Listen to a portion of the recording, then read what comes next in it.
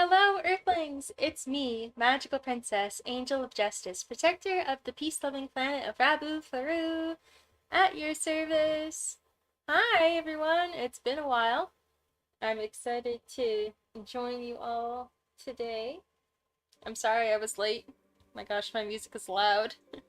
Please let me know if the music is too loud for y'all over on your end, but yeah, so it's been a while. Happy to be back for the moment. Our hiatuses, I'm gonna be realistic, are gonna keep coming and going, I think. Um, but while I'm in town, I want to try to stream as much as possible, so next week, expect a few more streams before I go out of town again. Hello, BC Wendell! Nice to see you. Nice to see Akane and X as well. Ah. I was trying to figure out, I know that some VTubers like stream on the go, and I was attempting to research about how to do that with like reliable internet connections or what I would need to bring with me, but the information is not very forthcoming, so it might just be this way for the next few months until I finally relocate. But we have some more merch to work on, some more Magical Princess Sky merch for Volume 8, which is exciting. I am still working on that. That timeline kind of went a little bit longer than I thought once again. I think that was probably predictable, but here we are. I'm looking to choose a date for the Kickstarter to happen kind of maybe next month, like make a final call on what the Kickstarter date will be. I'm thinking I'll probably do a Kickstarter in March and release by the end of August, I want to say, if I can get my motivation together enough to do it. Yes. So that's kind of what I'm thinking right now. I'm gonna try to make a plan I can stick to at least. Hi, Akane! It has been a long time. And I won't be here for that long. I'll be here next week too, so I'm gonna try to do some streams next week since I'll be away from my office until January at least, so there's that. I wonder if I can't stream as much and it's hard to stream on the go. I don't know if I should start forcing myself to make some kind of like videos of some kind. I don't know. I tend to like streaming better than editing videos though. I don't know if I could make a video that's kind of like a shortened stream of something that I'm doing. I don't know if that makes any sense. I'm still brainstorming about it. Okay, I'm gonna move over here and get some coloring. Actually, I might just be able to put this over here. Get the colors. Get the characters. Yeah, that works. So predictably, I'm going to start with myself. I'm gonna take away my eyes. Make it easier to color. And get my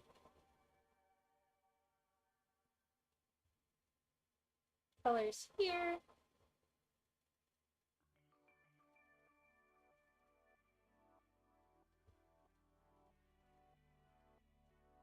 Oh, that was the whole screen, not just a little part. There we go.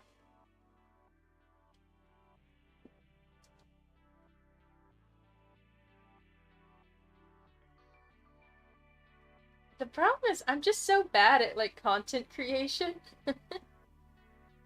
And I don't really know what kind of stuff to do. I guess I should just start experimenting and see what I enjoy, because I've noticed that the only kind of content I really like to create is streaming. But it also is kind of hard sometimes for me to find like a few hours in a day, or if I'm traveling like I have been the last like a long time. I don't even know. It can be even more tricky to find time because I'm only in town for a little while before heading back out, and that can make it hard when there's things I've got to do when I'm in town. So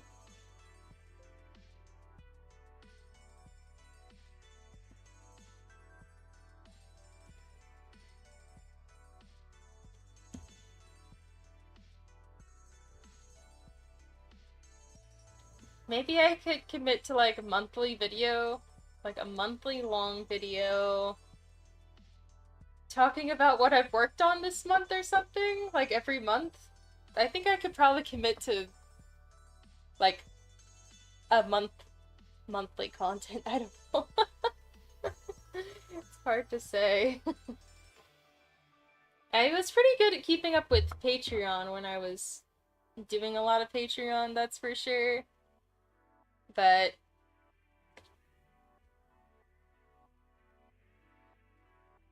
it's been it's been a while, and I have not been keeping up with my Patreon, but then again my Patreon has been changed. So it's no longer any rewards or anything. It's just like support and some extra sketches and a look behind the scenes and that kind of thing. I really did like Patreon, but it got to be a lot producing whole sets of merch on such a short timeline every month.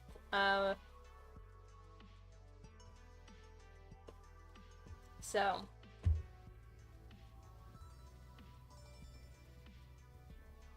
I'm glad that I dialed it back for sure. Especially since I stopped doing so many conventions at the same time. It didn't make sense to have all that random merch laying around, and I really should have been putting my energy into doing Magical Princess Sky merch. But I had so many fun ideas when I was doing Patreon. I was like, what if I did like a holographic Medusa, but she looks like Marilyn Monroe sticker? Or what if I did a whole year of fairy stickers kind of thing? Yeah, I did have fun, but well, that. I'm making Magical Princess Sky merch now, and I guess that's what matters. Kane says, stream is currently running in the background, it's so relaxing. Good, I'm glad.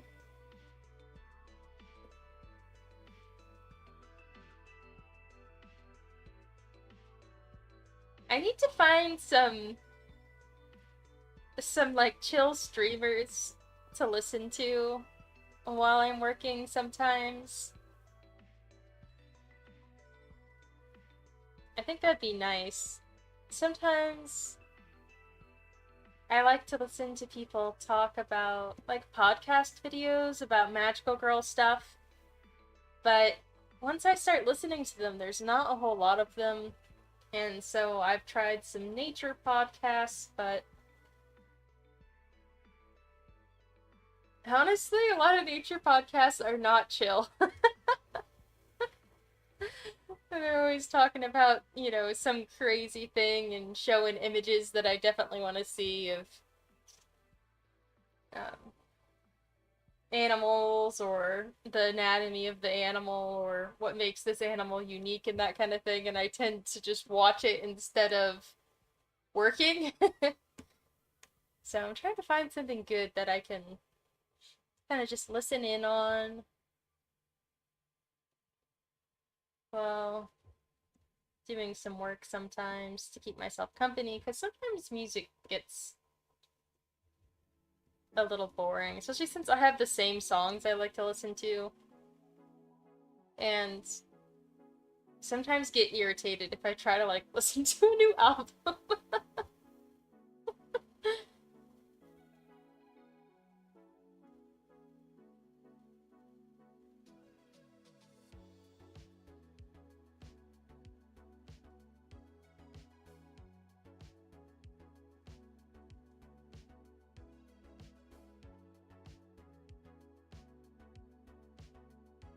Trying to think what colors I want my outfit to be. I'll just go ahead and throw some random colors on it and change it later. It's best to just keep moving, just keep going.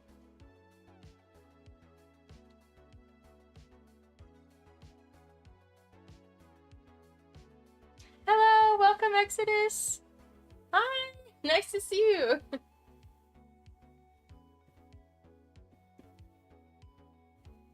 So, I have had some interesting, an interesting commission project that I've been working on recently, which has kept me busy, but paid and happy. I'm doing a,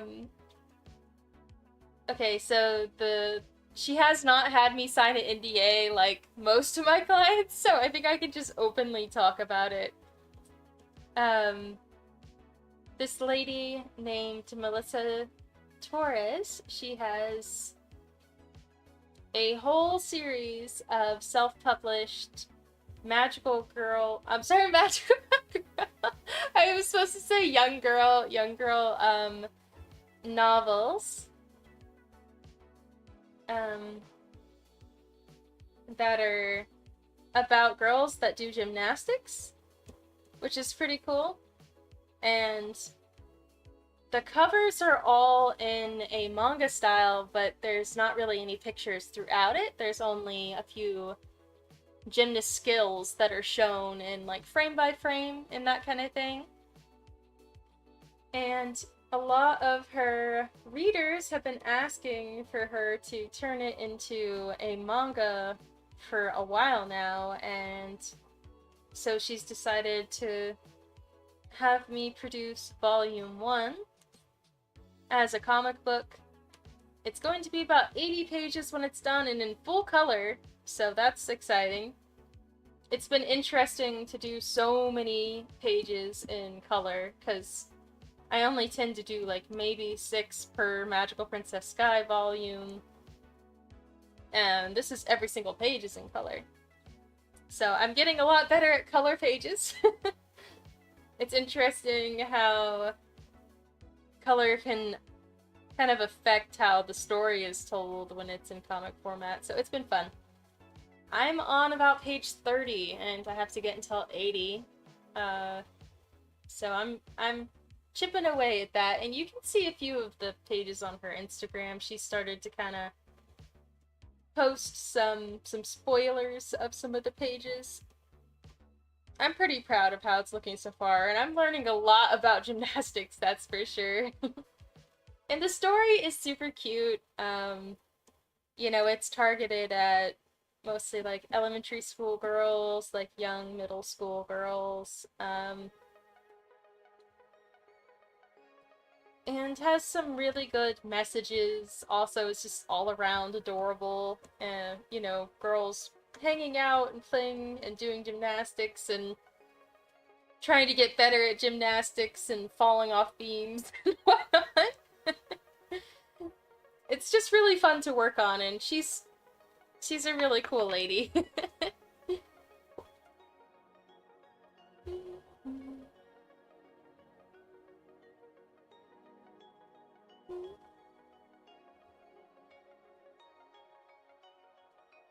Okay, I am not I'm not digging this color combo that I slapped on there, but we can fix it. We can fix it. Let me do the eyes, and that way we can kind of see the whole picture. And then I'll do some fixing. I'll grab the blush color.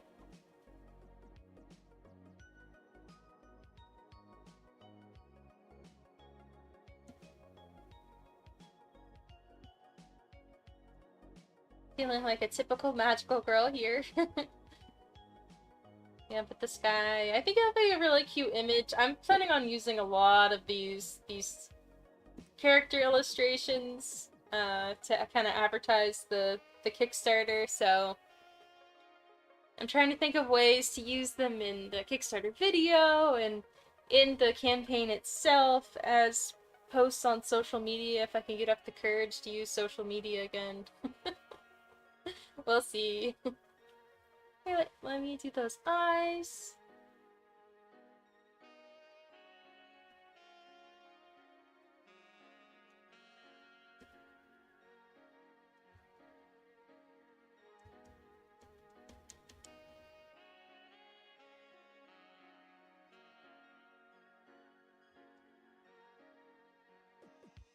Hello!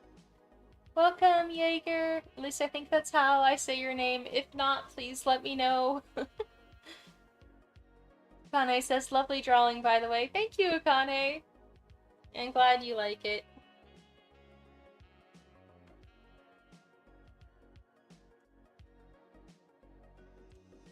These are going to be turned into mainly stickers. I would love to turn them into, like, acrylic standees, but unfortunately my acrylic standees never do very well, so I don't have much incentive to keep making them as much as I love them. So we'll see about that. Maybe I'll just do stickers, and then during my campaign I'll be like, by the way, we could turn these into standees if you guys want, please fund this. But we'll see. For now, they'll just be stickers. And I'm gonna start with only a few characters, but the more we fund for Volume 8, the more characters we can have made. So I'll show you the ones that I have line art for so far. Just give me a moment. Just gonna add some eye shines to this. And I'll zoom out.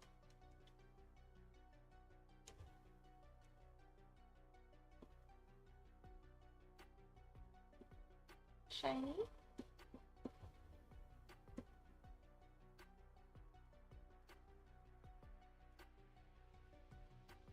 Alright, there we go. So I have these so far, and we can do up to 20 characters pretty much. I'll zoom out of this one. These are the ones that I did for the last Kickstarter. So we have, what, 5 line art? 1, 2, 3, 4, 5, nope, 6 characters in line art right now. So I'm just gonna start with these, I think, and then we can add more from there. Like, I'd really like to do one of Chi because I keep getting asked for Chi merch, especially by Akane there. So we'll see. Okay, let me read the chat. Sorry, I'm focused on other things. Hi, welcome, Arn. Nice to see you.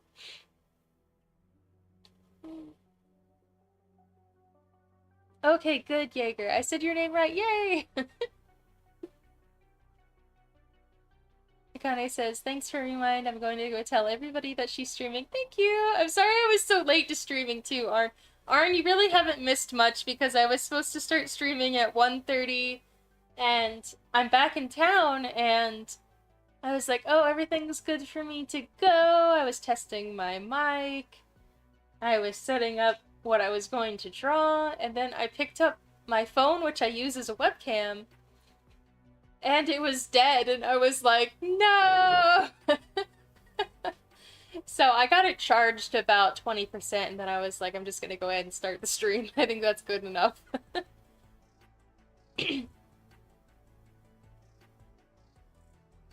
Hi, welcome, Prince Allie. Nice to see you. Prince Allie has a question. I've gotta ask, Pixar or DreamWorks? Huh. I like DreamWorks better, I think. I haven't seen a lot of their modern stuff, so I'm only going off of stuff that I would have seen when I was a kid, like, honestly, like Shrek or, some of their 2D ones, Prince of Egypt and all that kind of stuff. Some other adventure movies, which I forgot the name of now, but they were also 2D and not 3D. I feel like I've seen something else by DreamWorks in recent years, but I can't remember what it was, but I'm not a huge fan of Pixar. Or I wasn't. I don't know. They definitely made some good movies. It's like, I can't wrong them for it, but for some reason, I don't know. I don't know how to describe it. There's something kind of off to me about some of their movies. I did, however, rewatch WALL-E a few months ago, and I thought that that was a really cute movie. I didn't remember much of it from when I was a kid when I saw it, but watching it as an adult, I thought it was pretty artsy. I liked how much they were able to do without using words for most of the movie in general. And I think it had a good message in the end, too. I really liked it. And a message that is even more needed today about connection and the dangers of social media and device usage, which I thought was kind of weird for a movie that came out so long ago now, to kind of talk about that. I guess that's how most science fiction is, you know? Talking about things that might happen or might become an issue just based on human psychology that we know today. But still a very cute movie besides that too. So I liked it. I liked it. Okay, sorry, I was ignoring the chat again because I got focused on the question. Hi, welcome Wes! Exodus says it's 8:15 here, and Oren says it's 1:15 a.m. here. Wow, a.m. It is 2:18 p.m. my time EST. Fishy Bob? I don't know what's happening. Gane. Exodus says I live in the Atlantic Ocean. Nice. Aaron says, it's so cold that I get to tuck myself into a warm, cozy bed and watch Allie's cozy stream. Yay, good! I'm also pretty cozy. I'm in my big puffy jacket and knits, and I have a little propane heater going because it's super cold outside, and it's been snowing a lot. It snowed last night once again. We've had probably about 10 inches in the last week since last Thursday. During Thanksgiving, there was huge snow. And we almost didn't get home because we went to Thanksgiving with a family member, and then we looked outside and there's this beautiful festive snow, but then it just kept coming down and down and down, and we were like, oh no, are we gonna get stuck here? Yeah, it's 24 degrees outside right now. But I like it. The snow is so pretty.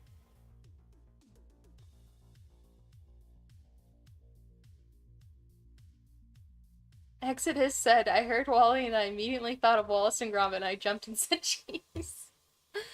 I need to rewatch that movie, that's a movie that I definitely remember seeing as a kid, and I like stop-start animation, but I don't remember much about it.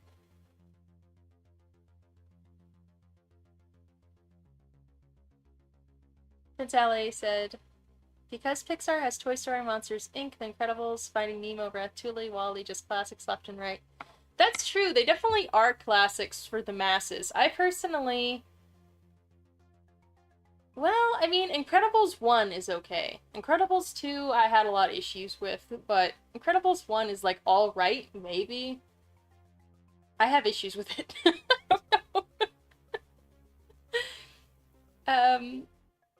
It's been a while since I've rewatched Toy Story, Monsters, Inc., Finding Nemo, and Ratatouille, though. I would like to rewatch Ratatouille, actually, because I watched it kind of when, like, just before I was getting into cooking meals when I was a kid, and thought it was kind of interesting, but I don't think I appreciated it that much because I hadn't really started to cook yet.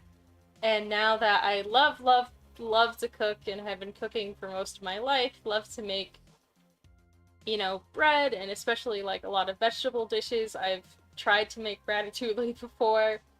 Like, I think it'd be fun to rewatch with my perspective as an adult about cooking. I think that'd be fun. I should probably give a lot of them a chance again, because I think a lot of Pixar movies are made almost with more of like an appealing to adults kind of thing in mind. Like, a lot of them are a little more deep than they appear, potentially. So it'd be interesting to rewatch them.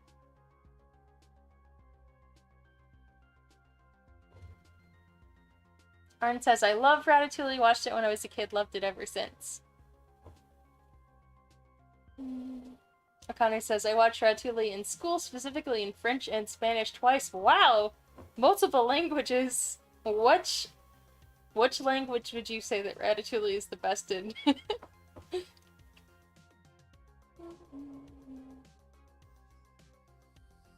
Prince Ali said, I'd say Disney in general produces so many classics that you can shake a leg at. Even got Marvel and Star Wars in the vice hold, but aren't up to quality anymore. Yeah, that's true. It's crazy how Disney has expanded in the last few years to include a lot of franchise. I'm definitely not a Marvel person, so I haven't really kept up to date with what Marvel was previously before the Disney acquire and after. I do know that there have seemed to be a lot of Marvel movies that have been coming out, but I haven't seen any. That's just from advertising that I've seen. So who knows if it's more or less than previously, but I definitely didn't like any of the Star Wars movies after the transition, though, which was kind of unfortunate, since I really do love all of the ones previous to that.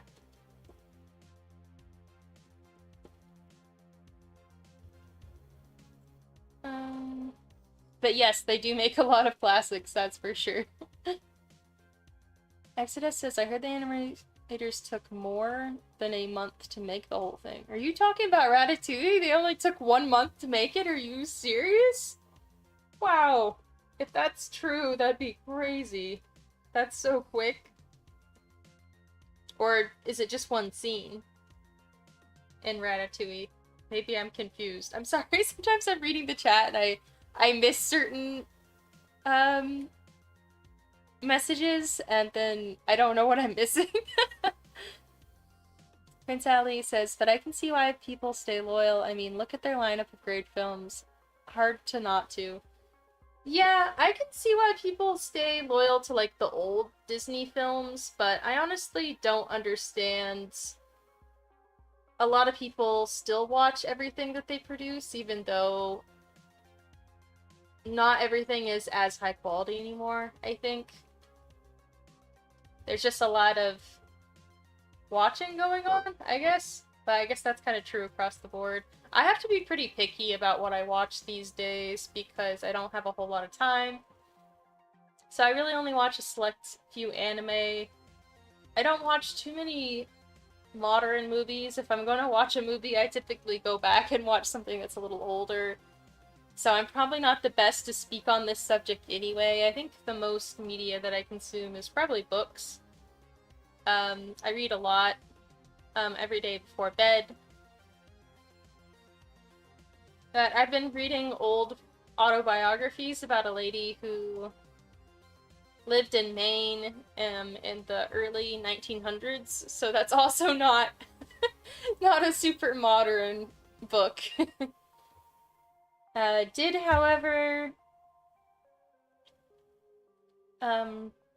listen to an audiobook called The Third Body Problem recently, which is a science fiction, and I've heard good things about it, so I think that one's more well known from like a modern perspective.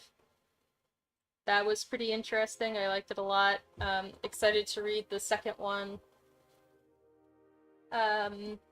Brandon Sanderson, I love his stuff. He's a modern author. His 5th book in the Stormlight Archive is about to come out. I think it's the 5th. It might be the 6th, actually. So I'm sorry if I'm incorrect about that, but it's about to come out, and I'm excited to see what happens next. I'm glad that I haven't been waiting for that long, though, because I did just read the whole series about a year and a half ago, so I didn't have too long to wait, but those who read them longer ago probably were in agony waiting for him to complete the book, but super excited. Gotta see if my local bookstore has it. Maybe I'll stop by there today. Alright, I'm behind on the chat. I've gotta read the chat. I'm sorry. I just go off on these tangents about things for like 5 minutes and just completely ignore the chat. Alright. Amber says, "Hi Sky, the characters are looking so awesome." Thank you, Amber. Akane says, "It's been years, not sure. Probably the original English version." Okay, good to know for Ratatouille. Exodus says, "Nope, Kubo. The giant skeleton scene, it was stop motion with dough, and the whole thing was similarly animated to say Wallace and Gromit, as I said before." Oh my gosh, I know what you're talking about. Okay, I did watch Kubo, the Leica film, correct? And the something string. And it was so dark and interesting, and the stop motion was impressive. So impressive. Okay, I know what you're talking about now. I keep saying the word impressed, but I was impressed by that movie. I think stop motion animation is so cool. I tried to do some stop motion animation when I was younger, a few times actually. Because I think it's so neat, but that doesn't really go into anything that I do for art these days, but I definitely have a lot of old home videos of T-Rex, like stuffed animals moving across the floor, or Barbies waving to the camera and stuff like that. The inspiration was because I had seen, what is it called? It's some, like, Greek myth movie? Something about Titans. It's a stop-motion animation movie, but a pretty old one. Pretty innovative at the time. It has live action, but it uses stop-motion for monsters and stuff, and it was really cool. It really inspired me at the time when I was, like, 5. Prince Allie says, "If you want to get hooked on Marvel films, watch Iron Man and every film produced after it, up to the Endgame, and ignore the other films after. If not the MCU, Sam Raimi's Spider-Man is my go-to." I do remember seeing Iron Man, and that... I watched a few Marvel movies around that time. in the early 2000s when I was in middle school, and I remember I wouldn't say that I liked Iron Man, but I appreciated it. Like, I thought it was an interesting story, and I like character progression on top of a lot of other things, and I liked how his character kind of progressed from, where he started to where he ended, the stuck-up millionaire to this guy who has now, like, fend for his life and come up with these inventions and stuff. It's been a while, but I do remember that one actually being pretty good. But then I watched, like, what is that guy, the Green Giant or something? I watched one of those after I watched the Iron Man movie, and I didn't like that one as much. But I think I liked Iron Man because it was more, like, science fiction kind of based versus a lot of hero films.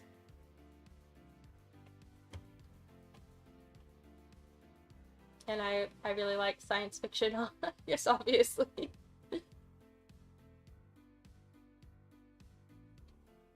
Princess watched The Good, the Bad, and the Ugly, Western film from the 1960s.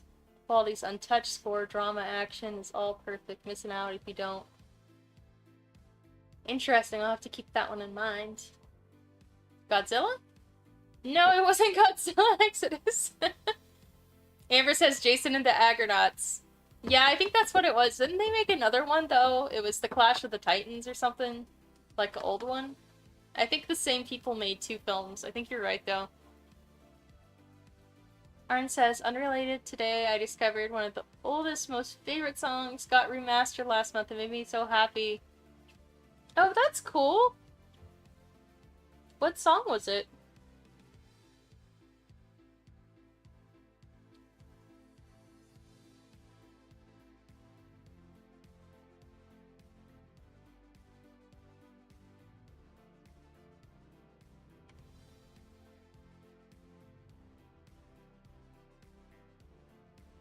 Hello, welcome Game Boy Cosmic.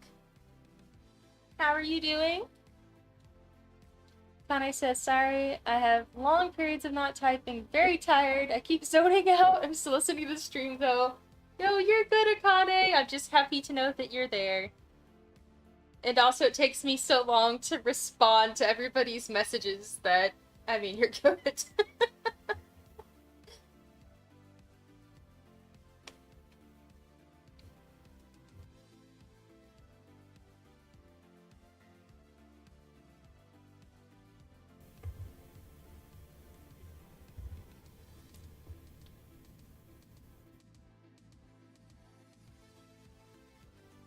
The Incredible Hulk. Okay, that's what I was looking for. Thank you.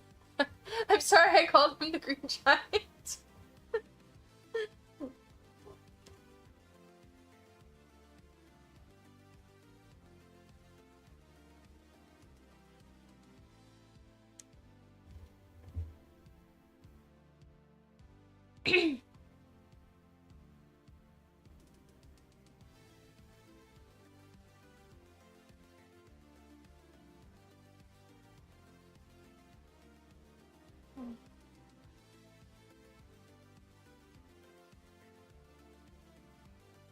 Sounds like Arn is a big fan of the Iron Man. Yeah, and the progression of the character. Yeah, I think that was what I remember liking about it as a kid. Was that you can really see him changing during it.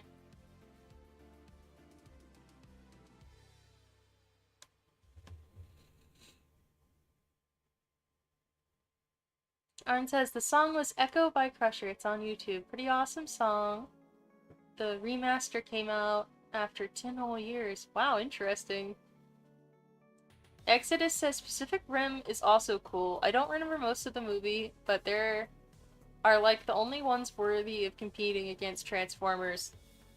So, I will say that I unironically, like, really, really hate Transformers. At least, like, I don't think it's anything against, like, the Transformers franchise or anything. I just did not like what is it, Shia LaBeouf and his girlfriend or whatever. I just couldn't get into those movies, but I do really, really like Pacific Rim. I think Pacific Rim is awesome. I had never seen it before, and I watched it last year, and I was pleasantly surprised. It's a mecha movie with all the mecha tropes, but it doesn't feel super cheesy. It's live action mecha, which I think would be so hard to do. It has some deeper meanings about the connection of humanity. They kept it clean so that people of all ages could watch it and enjoy it. The kaiju designs were pretty cool. I liked all the side characters, like the kaiju dealer and all the different pilots. I think my only problem with it was some physics at the end of the movie where they had their final underwater battle. But otherwise, it's such a solid movie, and I really enjoy it. I think they did a good balance of, like, fun and epic and dramatic and keeping the truth about war present, but still hidden enough where you're not showing so much blood and gore. And since I guess that's kind of what I'm trying to replicate with my own comic book series, where I want it to be clear that horrible things are happening, but make it so that younger kids can still enjoy it without getting traumatized, basically. I think Pacific Rim is great for that. And that director, I mean, that's just so impressive. I ended up reading a lot of articles and things after I watched Pacific Rim about why the director created it, because I really wanted to know what he was thinking when he put it together. And it was just really cool to read about. And also, I didn't realize that he did Pan's Labyrinth, which is an awesome but very scary movie. At least I think that's correct, isn't it? I have to look that up. I don't want to be spewing misinformation online, but I'm pretty sure he did that. Pacific Rim. Let's see.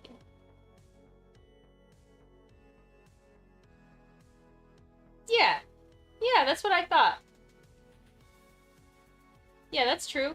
Okay, I was correct. I said that and I was like, wait. Anyway, Pacific Rim, pretty good. Very enjoyable.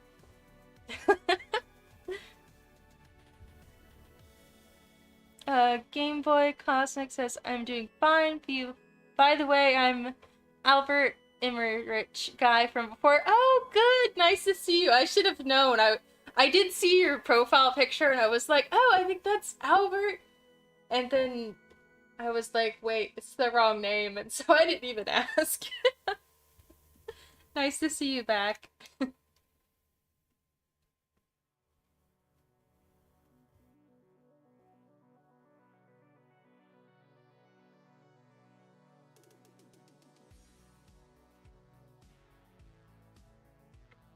Horn says, Hulk is just Grinch on 10 gallons of steroids from Allie's perspective. I mean... yeah, pretty much. I mean, I will say that the version of Hulk that I watched, the guy gets some kind of, like, toxin from soda. Like, it's in the production line. This is the only thing I remember from the Hulk movie. The chemical that turns him into the Hulk is, like, dropped from somebody's blood into, like, a soda on a production factory line. And then it gets shipped to the guy, you know, in the store. He buys it, he drinks it, he turns into the Hulk or something like that. And it really concerned me as a child about factories and soda, and for some reason I think about it almost every time I see a bottle of Coca-Cola. I think it was one of the reasons that I didn't like soda as a kid, because I was afraid I was gonna get turned into the Hulk or something. It's funny to think about. Exodus says Pacific Rim, if it was directed by Michael Bay, starts in. Nothing in the middle. Amber says, what? I liked, now, I should be able to pronounce the Pacific Rim guy's name. I'm gonna... Okay, how do I pronounce his name? Okay. Guillermo del Toro. Amber says, what? I liked his Pinocchio stop-motion animation, too. I have not watched that one yet, but I've heard good things about it. And since it is stop-motion, and I like stop-motion, I should definitely try it. I'm pretty sure he did something else that I saw recently. Something DreamWorks. I'm afraid to say it without knowing, though. For sure. I'm thinking, okay, so he did do the Puss in Boots movie that I just saw. Yeah. Yeah, that was an amazing movie. Like, for the same reasons as the reasons I like Pacific Rim, honestly, so I won't even go into it, but... artsy, able to show deep concepts like fear of death in a way that is still enjoyable and not too scary or traumatizing to children, but hits deep for adults. And all of the characters, he's just, oh my gosh. I need to start watching more of this guy's stuff, apparently. Arn says, that's not supposed to be the Hulk's origin. Hulk is supposed to originate from Bruce Banner getting caught in a gamma blast and experiment. What movie am I thinking of then? Oh my gosh. My whole life has been a lie. Hulk did not get turned into Hulk from soda. Now I've got to look up what movie was that. I was pretty sure it was the Hulk. I can look. I don't know what to look for. Amber said it's the Mandela effect. That's how Hulk was created in the other timeline. Yeah, something like that. I swore that was his backstory. I mean, it's been a while since I've watched those movies, but I have a very clear image of the guy, like, pricks his finger in the soda factory line. And... oh my gosh. What story was that? Was that... I'm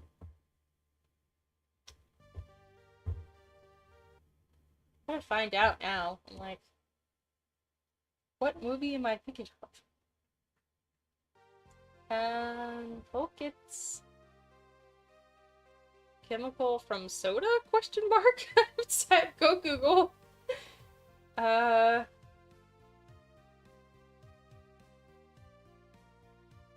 Let's see.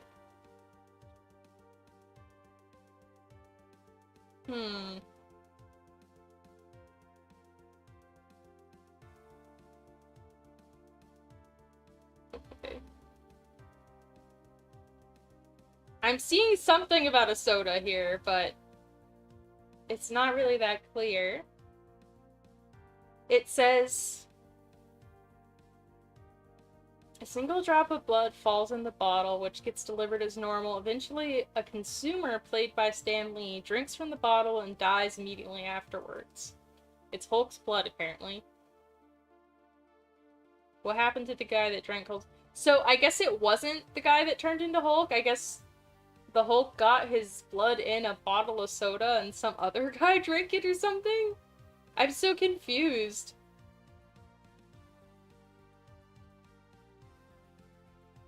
Okay, it says... it's a green soda. Very on theme.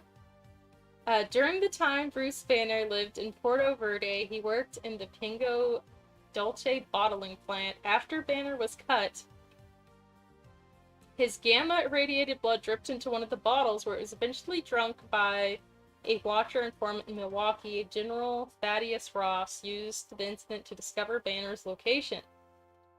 Okay, so I had it mixed up, but I did remember the scene, I guess. So, there you go. It's solved. I know, right? I'm glad that I wasn't just imagining things. But I guess it wasn't it wasn't that that turned him into Hulk. He just worked there and got his blood in the soda. So there we go. I'm thinking about Red Hulk? What? No, I think the guy who drank the soda died, though. I don't know. Google said it was in the movie Incredible Hulk, if that helps.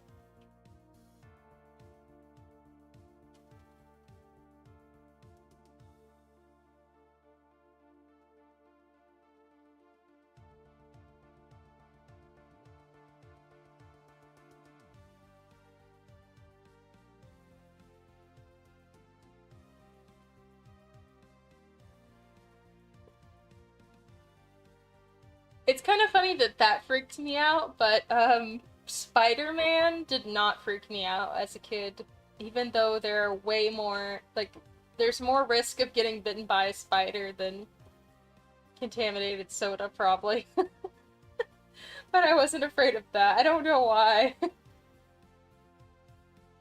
I guess because being Spider-Man doesn't seem too bad, but being the Hulk was kind of scary, because it's like, suddenly people view you as a monster, you know, it's not glamorous. You don't just have webs coming out of your finger and some extra intuition skills. Speaking of which, I really liked the first Into the Spider-Verse movie. I thought that was great. That was awesome. I loved that.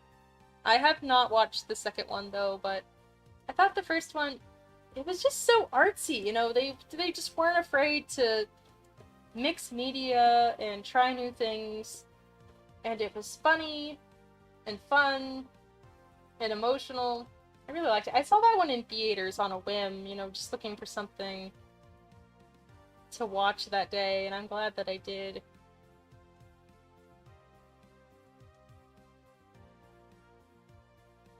So maybe I've seen more, like, superhero-adjacent movies than I thought.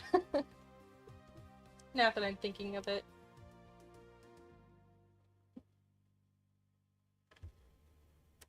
Exodus says, that is how Monster Energy Drink was born.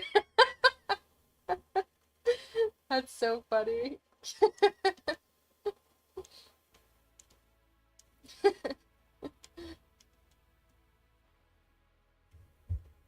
Oh, I'm gonna remember that next time I drink an energy drink. Exodus says, I want to make that one recipe of Nuka-Cola from Fallout. I need plutonium, hold on.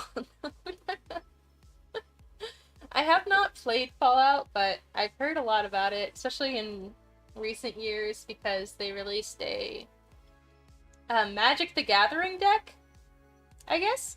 And a lot of people at my game shop have been using it. It's like the Mothman, and you get radiation counters that makes you mill your stuff into your graveyard and all kinds of stuff, and so that's really my only exposure to Fallout, but there's definitely some interesting imagery on the cards.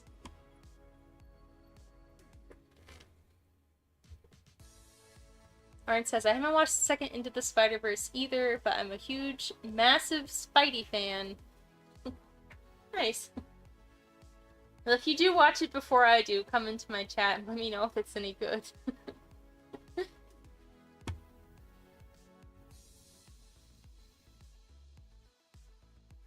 don't know what colors I want Anise to have. I guess I'll just try, like... I'll just start with random colors like everybody else. I don't like the colors I've chosen for Sky and Carmelia, but that's what we're going with for the moment.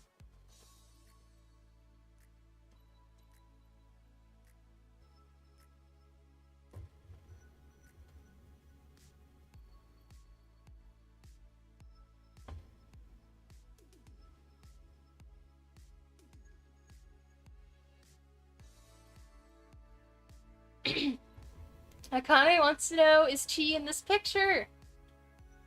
No, unfortunately not. Not right now. So, I would really like to do Chi. And I probably will. I'm going to try to do one of these of every character. These kind of like fashion pose kind of images, but I'm going to wait to do a lot of them, I think, until the Kickstarter comes out. And then I'm going to add on other character stickers as stretch goals. So I haven't drawn Chi yet, but it'll be fun when I do. I'm trying to think of a good outfit for him. I mean, his fashion sense is not really the greatest, so I've got to think about like what he would wear if he looked fashionable. It was kind of hard to figure out what a niece would wear. Honestly, I was like, he could have a jacket and a hoodie, I guess. That's good enough. And just went with it. Oops. It's the wrong thing. Oh.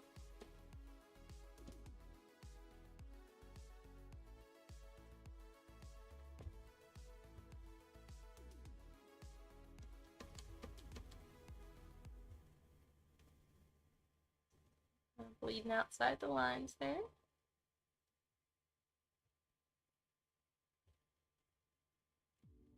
I don't know what kind of accent color. I'm gonna try blue. We can just change this later. This is what I'm doing, and this is what I'm telling myself, is just do it.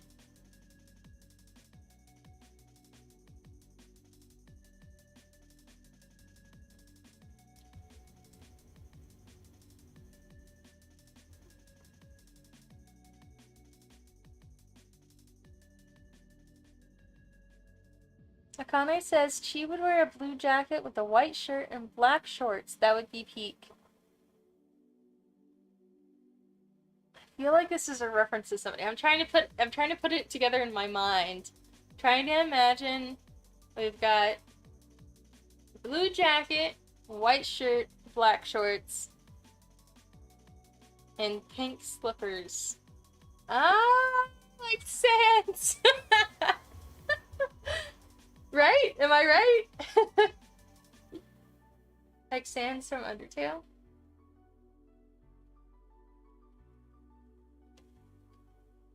Crossover.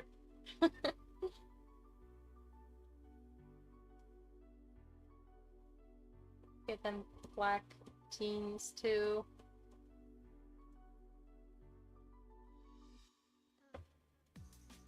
And his shoes can be another shade of black, I guess. That black is pretty dark, so I might lighten it up, but we'll see.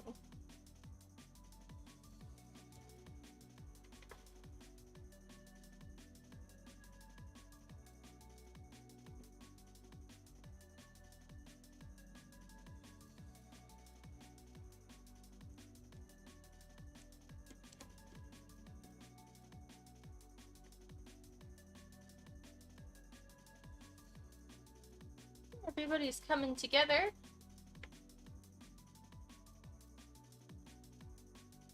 I gotta get the color of size. Like a blue-gray.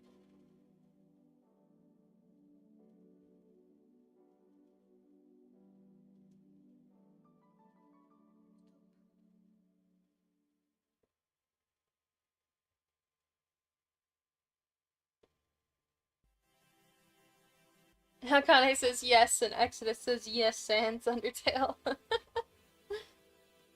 I've got to play some more Undertale, I know that. I might try to plan that for next week. But then again, I could play something else. I think I've only played Undertale for like a year. And that and Deltarune. I have some like koi fish games. I was kind of thinking about doing like a koi fish stream or something. I play like a koi fish breeder simulator.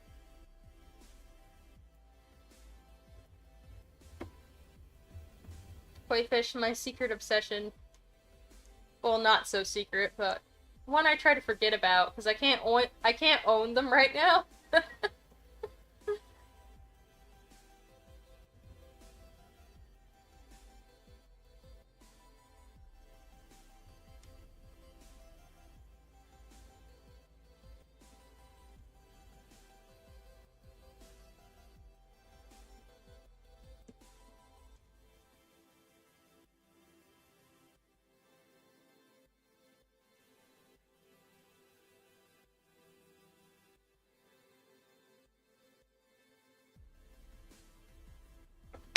Arn says, Undertale mentioned. Mr. Cheeson. I don't know what I'm missing with that.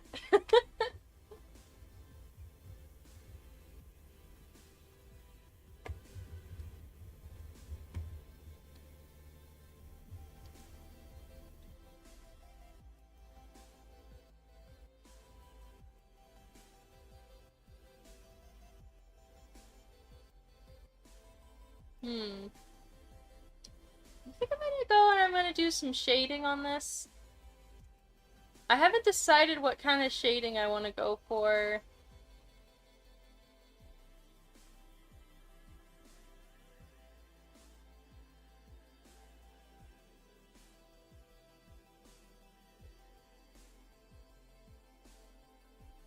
I don't know if I want to do hard edge or soft edge.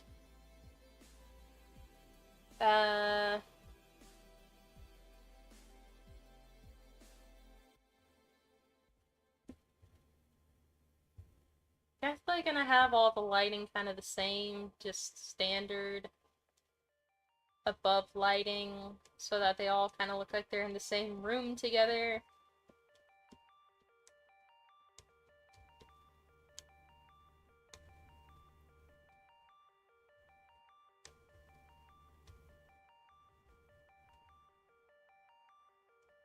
I think I will do hard edge shading because I feel like this art looks really good and crisp, and the other kind of shading that I like to do is like this. You can see here where it's,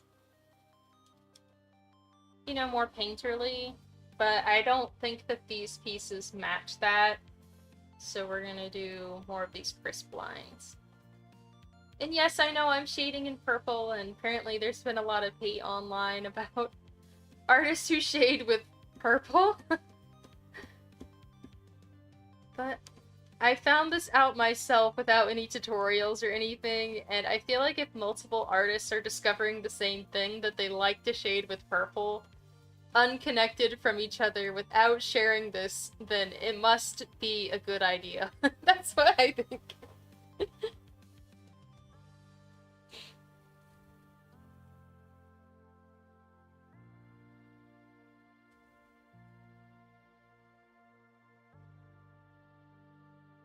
What is PVC? Akane says I might go to sleep. If you do go to sleep, I hope you sleep well.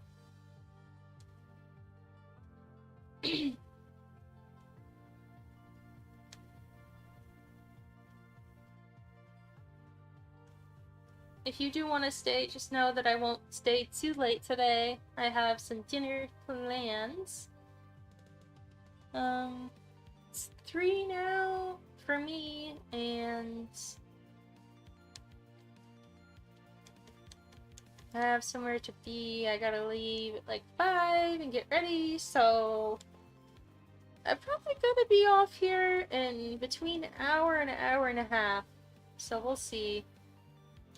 I know that my delay in getting on here kind of shortened the time that I'd be able to stream today, but I plan on trying to make up for it later next week.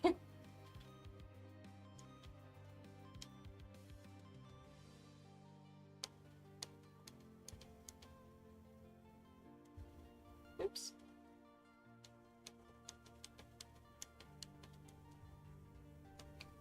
Amber says, why is there hate on purple shading? That's an impressionist movement thing. I think it's one of the best shades for sure. Oh, I do remember learning about that, actually.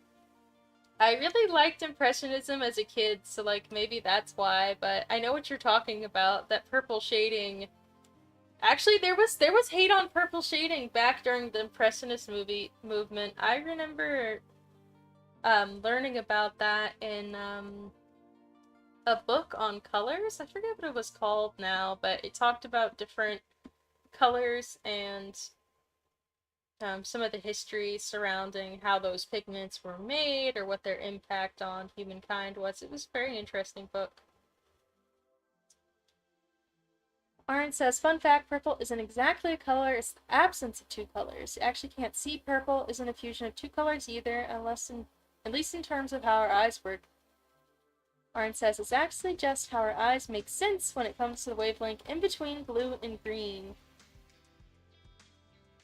That is interesting. I watched a Veritasium video on colors recently that kind of explained that, and I was like, wow, this is interesting news. I'm not actually seeing this color.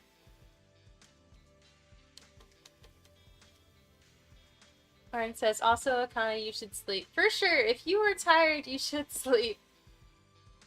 You can always catch the rest of the stream later on VOD, and I'll probably be playing some games and some other things later this week.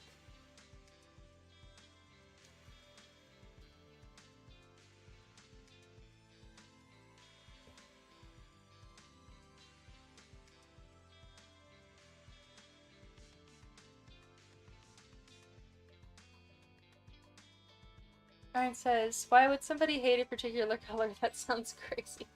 It's using purple for shading that gets people riled up, at least in the Impressionist era, and then again, I've seen a resurgence in this today because people think that shading with purple doesn't look good.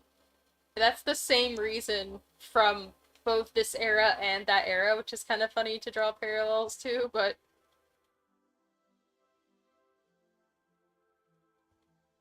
because, and the argument for these people is that nothing really has purple shadows in real life, so you should choose a different color, you know, because purple's kind of a lazy choice or something like that. I've also seen a lot of hate for the airbrush, but I love the airbrush tool, so I'm gonna keep using both.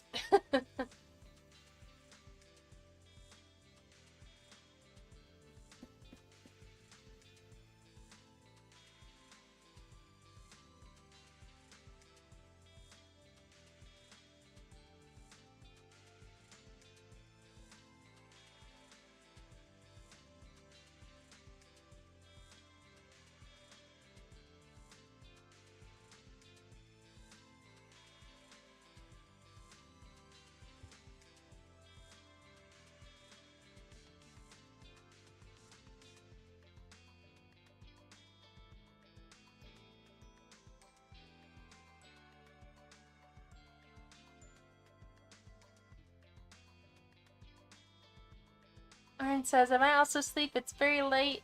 If I'm gone, it's probably because of that. Yeah, go for it. Get some sleep. I'm glad that you joined me anyway. Thanks for popping on and sleep well.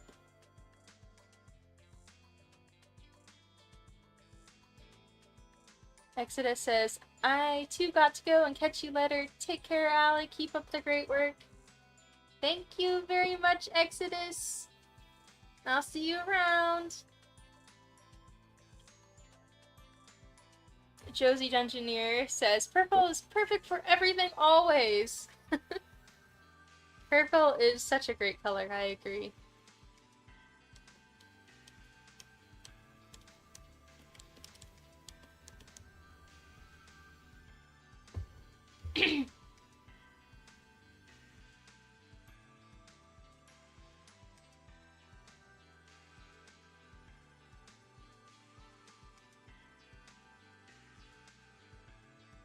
Arn says, we have similar things in music too. Never sacrifice your freedom for arbitrary reasons. Only makes you unhappy and spreads the negativity.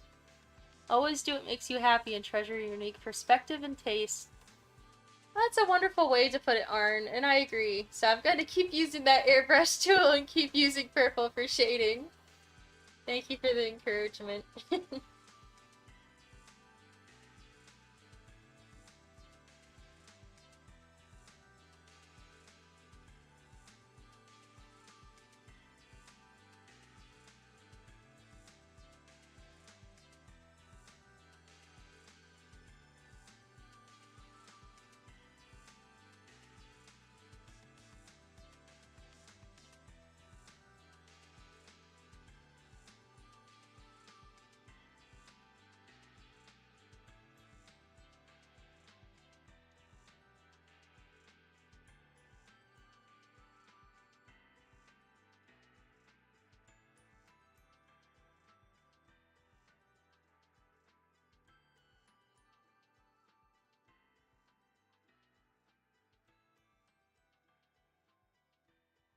thinking about what colors to make this. I kind of like the yellow here,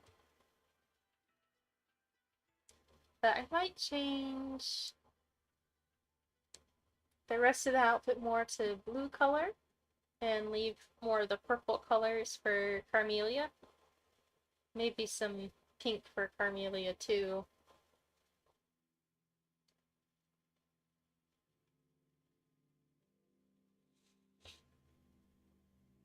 BC Wendell says, have you heard anything about the gnome Maho Tsukai Prekir spin-off, as well adult spin-off? No. I heard that there was some kind of,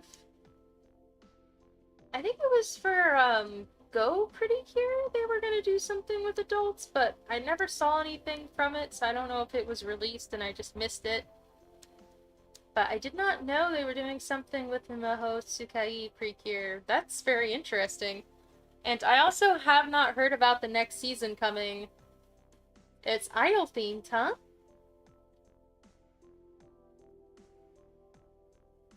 That's a pretty good idea, honestly.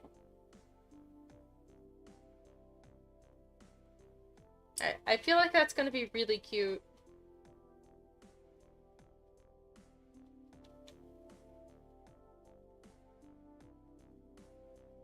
I tried to get into the last season with the puppy, but I don't know, it just...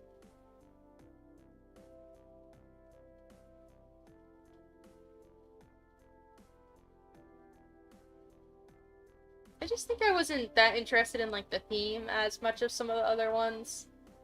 And I've also been pretty busy, and so I ended up just skipping it after watching the first episode, but it was adorable.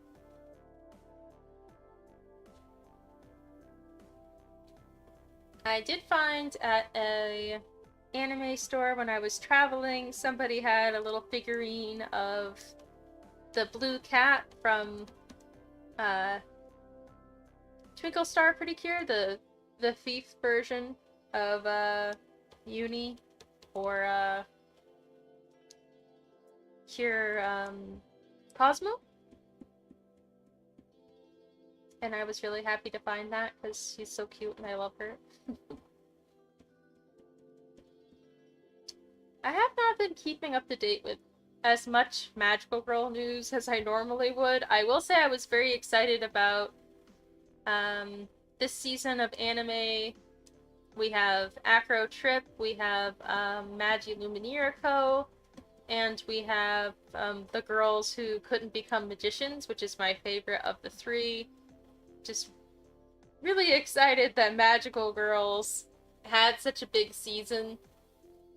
I think I only watched about 3 or 4 episodes of all of them before I ended up traveling again, and so I haven't seen more of any of them, so I hope that they continue on a good trajectory, but I was pretty happy about that.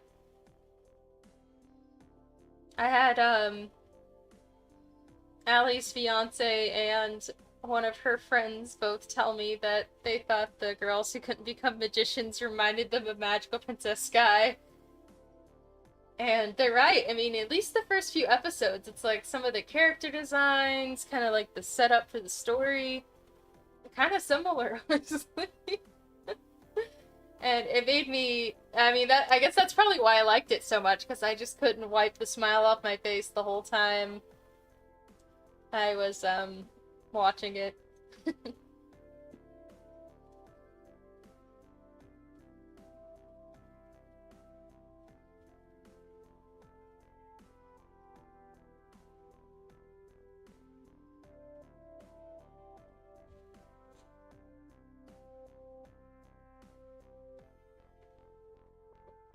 Arn says, I didn't mention, but the yellow and purple color scheme really reminds me of Chi-Chi from Dragon Ball. Massive Dragon Ball fan, by the way.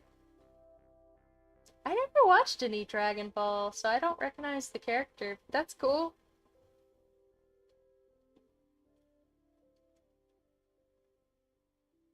I feel like I should have, because I grew up in a time when it was pretty popular, but just never watched it for some reason. Like, I know of it. I know a lot of the characters from it because I've been to conventions and things and people cosplay, and you know, there's fan art, and I've even gotten a few like commissions at conventions for Dragon Ball characters, um, like Bulma and that kind of thing. But I never watched it.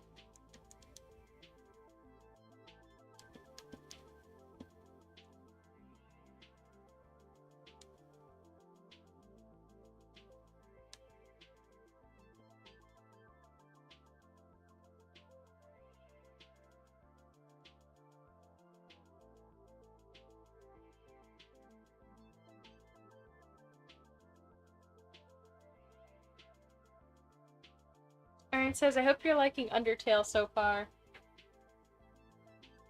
I love Undertale so far, honestly.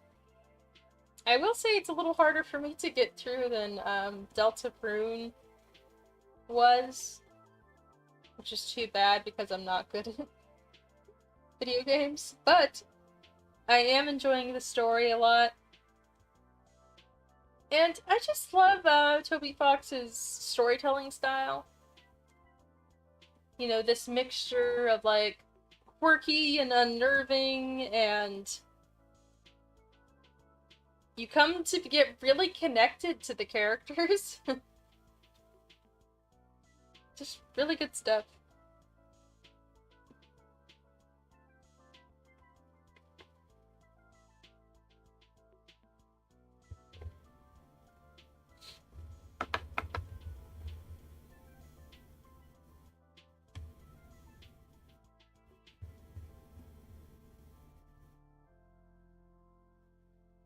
Pick up this color.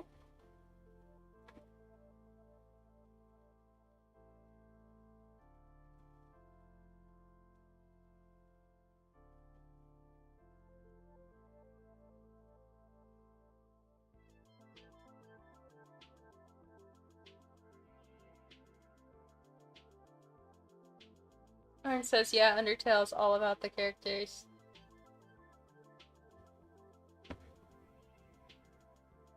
It's a cool concept, and I like that it's kind of quirky and like silly in its own way too. It just, I don't know, it's just so interesting.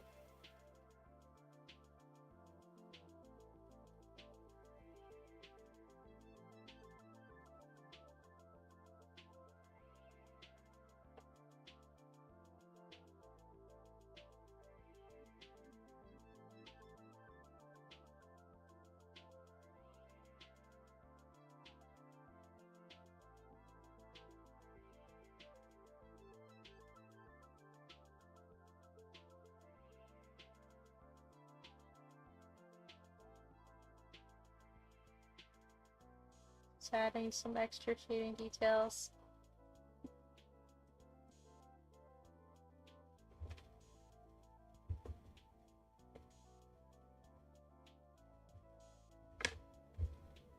Okay, I'm gonna duplicate this layer, copy and paste, and we're gonna create this one as color burn. I like to do this to give the purple a little bit more of like a color, I guess. I'm gonna go down to 20 on that. Okay, now for Carmelia.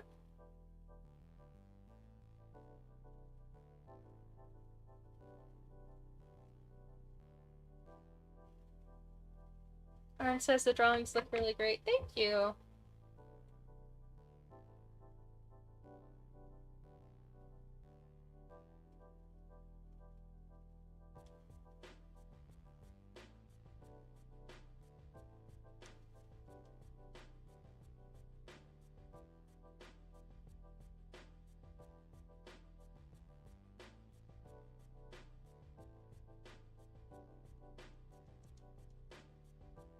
Pretty happy with them. I'm excited to see them as stickers.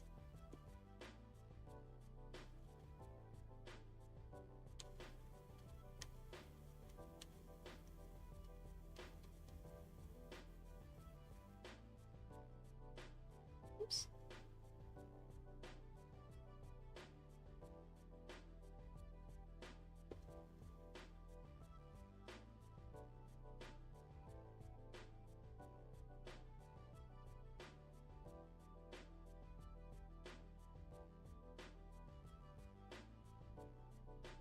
know what other merch to make other than stickers these days. I tend to just make a lot of stickers. I guess I made some t-shirts and tote bags for my last convention over the summer, which was pretty fun. And those sold pretty well in person, but not really online. I've got to get to more conventions in person.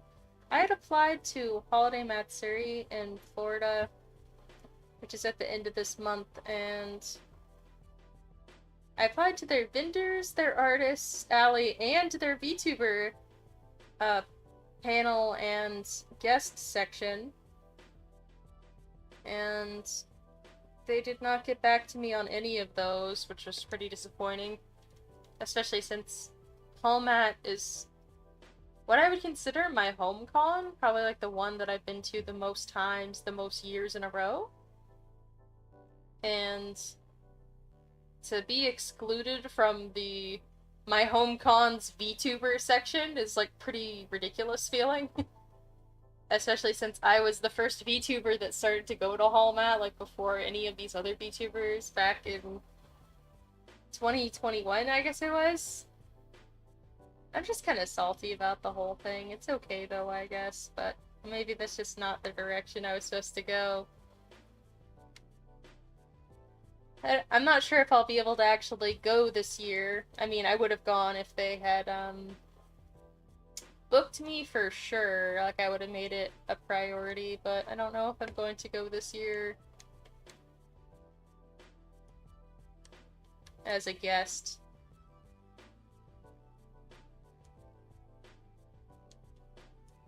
Oops.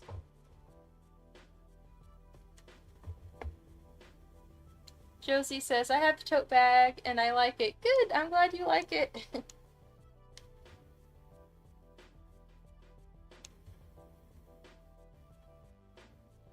Yeah, I like those tote bags. I think they're really cute. I've used, well, a few of them. I've used a few of them quite often. It's like grocery bags and stuff like that, which is pretty nice. I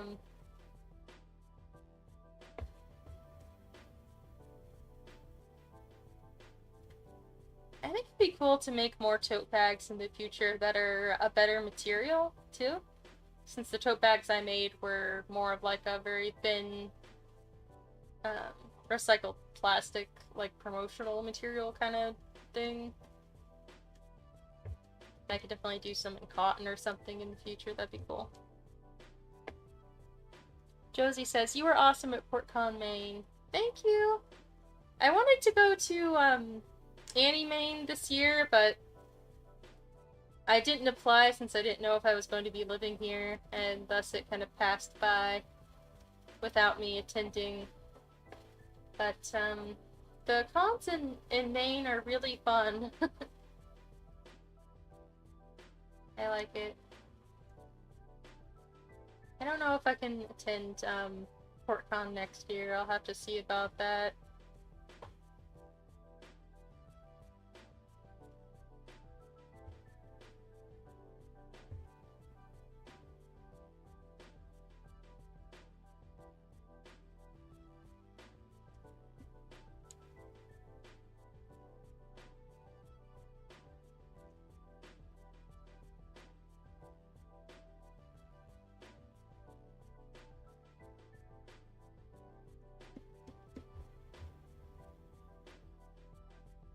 Josie says, have you thought about making pins? Those pin machines don't look expensive and people still use it bags. I have not made any button pins, but I have made a few enamel pins, and I do like those, and those do sell pretty fine. Kind of the issue is that the minimum for them is so high that I have to have like 200, 300 made at once, and I don't have that many people that are interested in them, so they tend to like sit around for a long time in my inventory, which isn't, you know, too bad. I do think they're very fun. I haven't made any of the circle buttons, like what I would produce myself.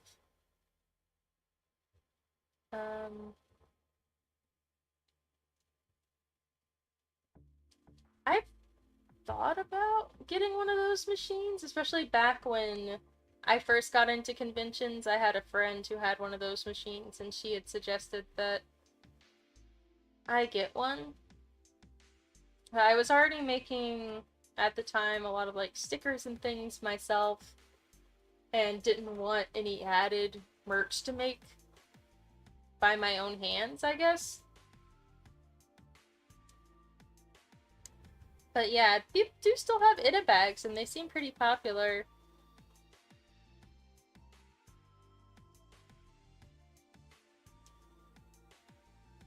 What if I were to make buttons? Like, what kind of... I guess just a character. Like, just different characters in a bubble or something?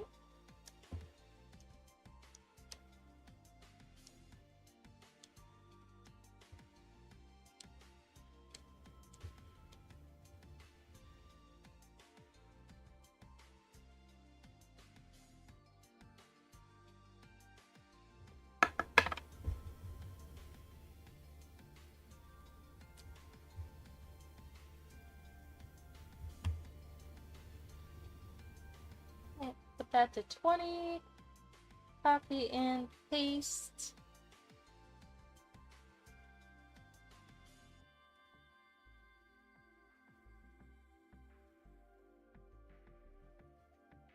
Try to put some extra shading in a few places.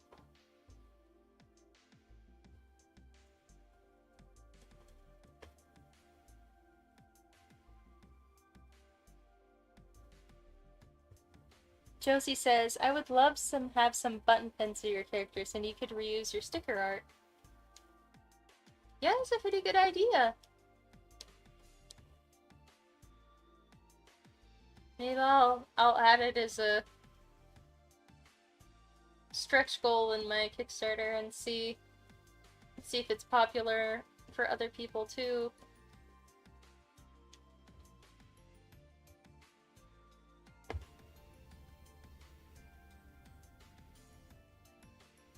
I've had a lot of people tell me that they would want like stuffed animals too, but that's a little harder to make,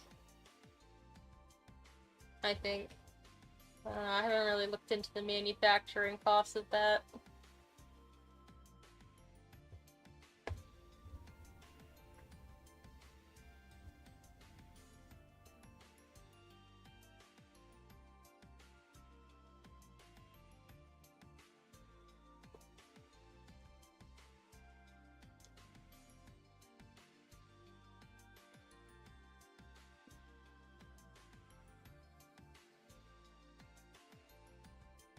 Josie said stuffed animals are super hard.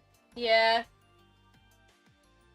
At least for me to produce myself, that's for sure. And then to find somebody to produce them, I feel like is kind of tricky. I know people are using...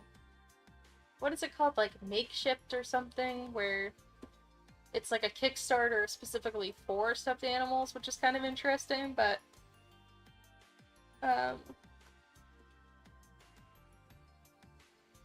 maybe I could use that, I don't know. Josie says, oh, how about paper dolls? So, I love paper dolls.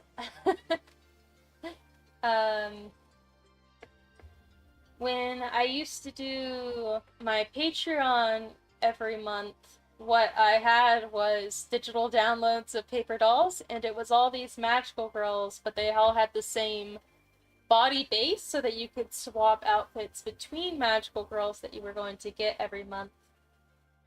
I don't think I have any on my computer right now. They're all on my external hard drive, so I don't think I can pull any up for you, but I had a lot of fun making those. I loved those. Actually, there's some streams of me working on them from a few years ago.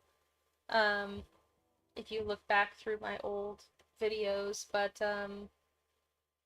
I loved paper dolls. I made them as digital downloads and also as like sticker sheets, and I was cutting those stickers myself with a Cricut style machine at the time. Unfortunately, they didn't do as well as I wanted, but I kept making them anyway because I loved them so much, and if they didn't sell, then I would just use them to scrapbook with anyway, so it was kind of like not a big deal. But I haven't made any paper dolls in a few years now. Makeshift, you need to sell 2,000 or they won't make it? Oh my gosh, I didn't realize it was that high. Jeez. Like $2,000 or 2,000 stuffed animals? Because I feel like $2,000 could be alright for stuffed animals to raise, but if it's 2,000 people, like, I don't think I can get together that many people. Let's see, because like stuffed animals maybe cost like 30 bucks, so you would have to sell like 70 plushies to make $2,000. I could see that working, but if it's 2,000 people, then I'll have to hold off on that one.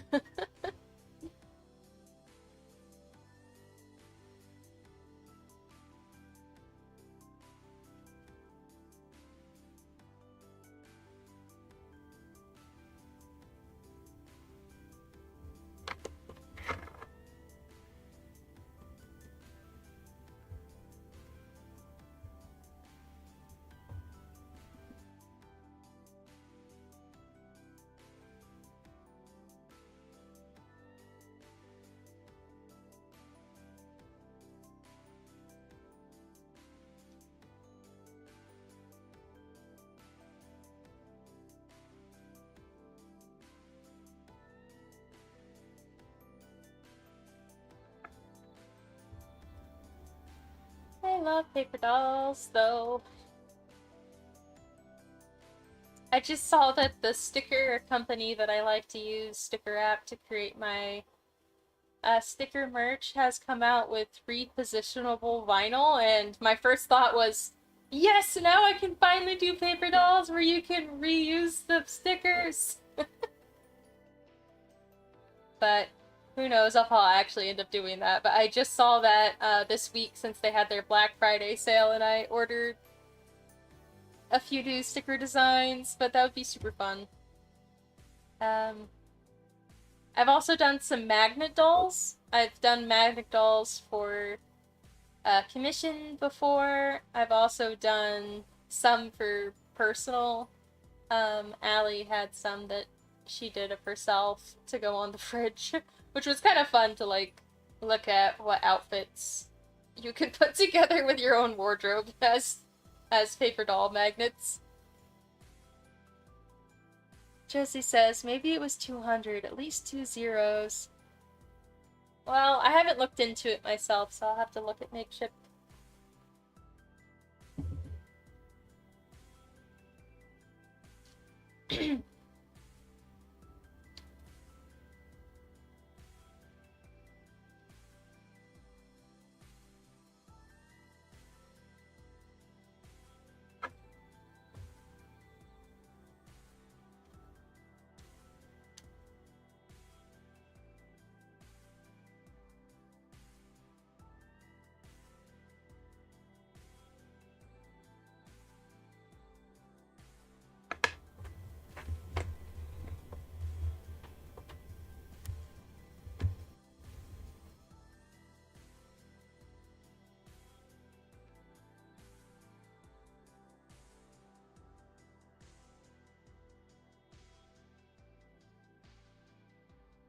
That's how these are looking so far. I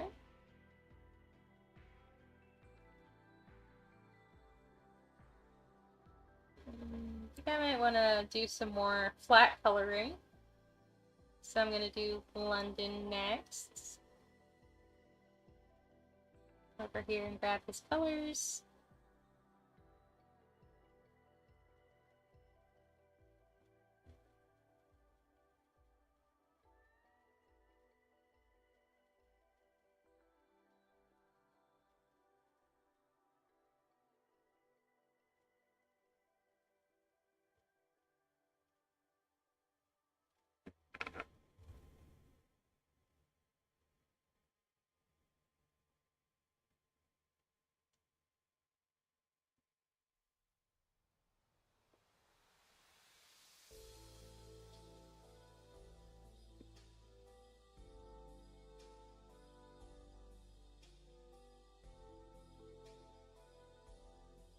I think my dream merch to make, honestly, is like a magical princess Sky figurine. I just know that that is so expensive.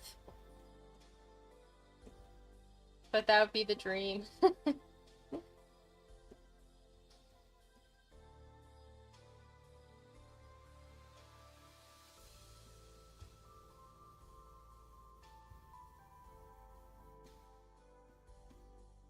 Oh, I forgot his necklace. I've got to put that on there. That was in the sketch.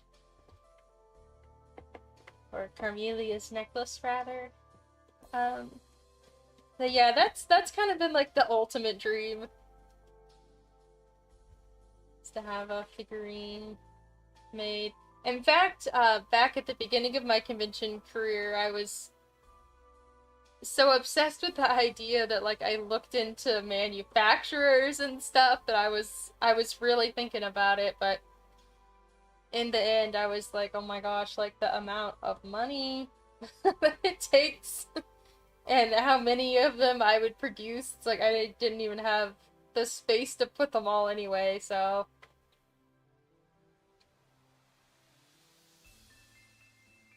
but I think it's something fun to think about again in the future.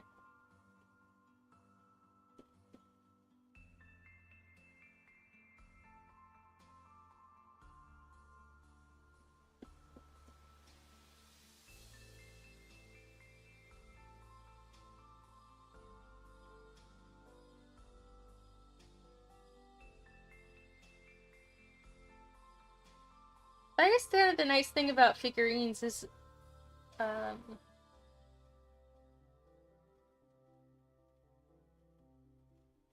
I feel like it has a wider appeal, so maybe more people would want them just for the sake of it.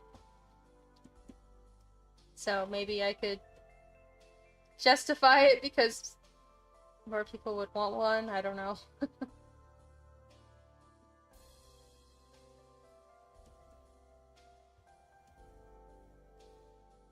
I guess I'm less enthusiastic about the idea of stuffed animals because I don't have a lot of um like anime themed stuffed animals. I have a lot of cute animals. I have a lot from Tasty Peach. She's really nice. I did some art trades with the creator of Tasty Peach back when she was more local. She traded me some mini Meowties for volume 1 back in like 2016 or something. um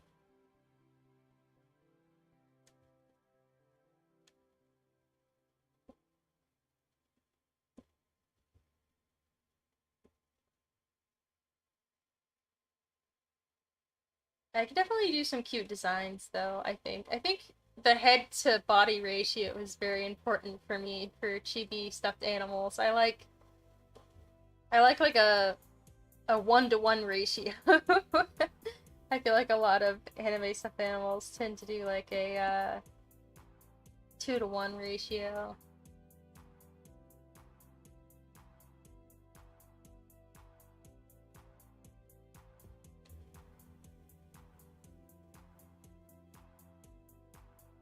Josie says if you commissioned a 3D modeler to make print files, you could sell the print files and people could print and paint them themselves.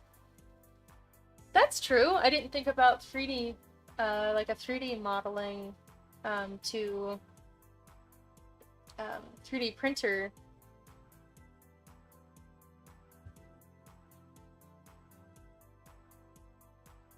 Could be a good idea. I mean, I know I'm just, my computer is hot. Is it hot? I'm just making sure my computer wasn't overheating. Oh gosh, it feels so hot. I'm gonna have to turn up the fan. I'm sorry if it's loud. Jeez, is that hot? And it's like cold in here. It's like 60 degrees in here. Okay, sorry. There was a really cool, guy who did 3D printing that I met at a convention in Maine. Actually, he was at both conventions I went to in Maine. He did like life-size. Sorry, he did life-size, like anime figurine kind of thing. So he had like Miku and Anya from Spy X Family. That was really cool.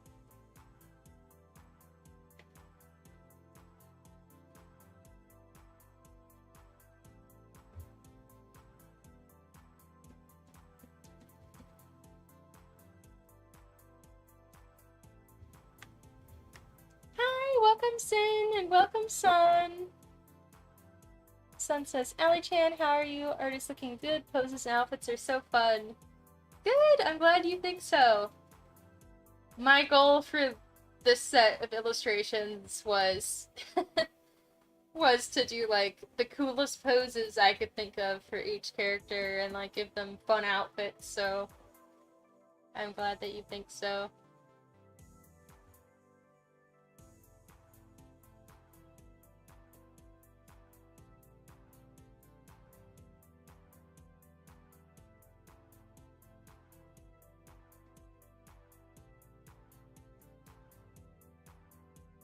I don't really know what's going on with London's outfit. I don't know what these leggings are or anything, or like, I tried so many different shoe options on this art, but honestly, he just doesn't really like to wear shoes. It was really hard for me to force him to wear some shoes.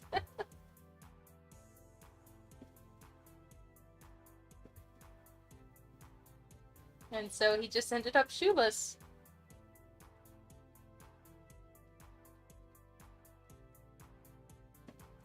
I thought maybe I could always slap some on at the end if I really wasn't feeling it, but at the moment I just couldn't figure it out. I thought it's better to get something rolling and change it later than never start it at all, so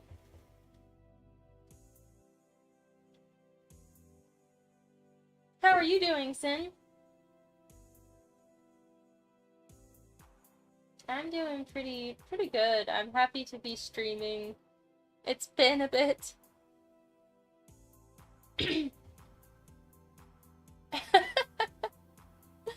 Josie said, you really always make the hair blow in the wind. Yeah. Can you tell that's one of my favorite things to draw?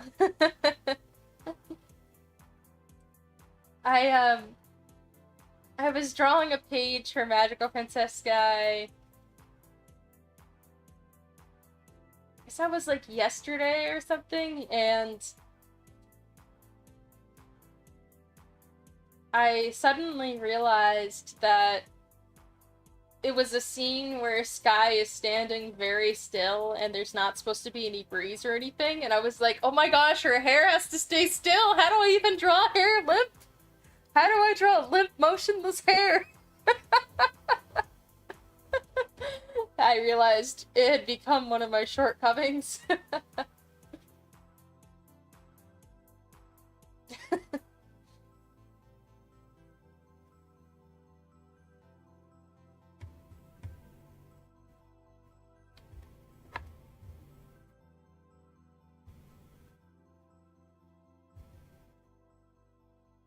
So I'll have to figure that out, I guess.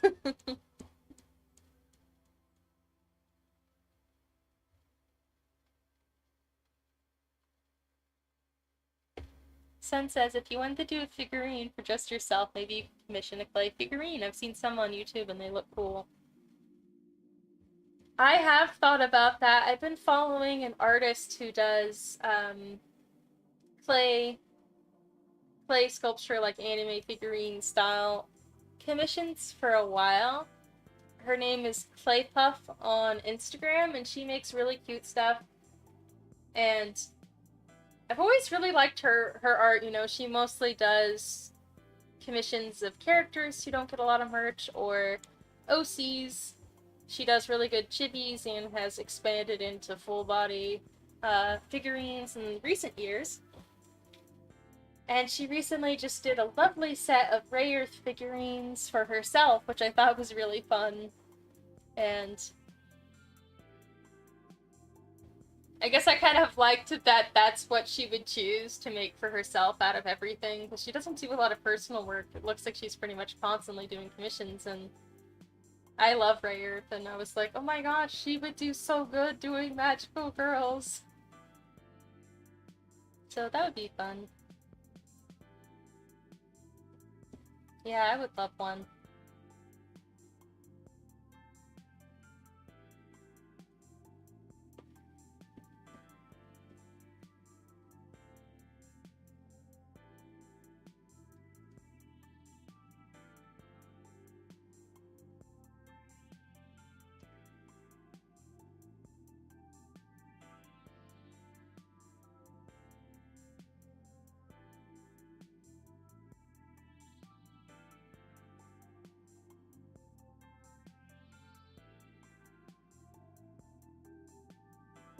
It's funny, all the rest of my characters only have like literally 2 colors in their eyes, except for London, and he's got 3. It's kind of funny. He also has special requirements for the color of shine I do. It's mostly white in other characters, but for London he gets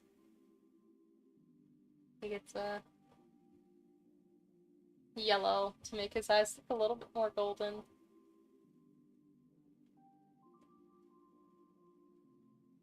It's got just special energy.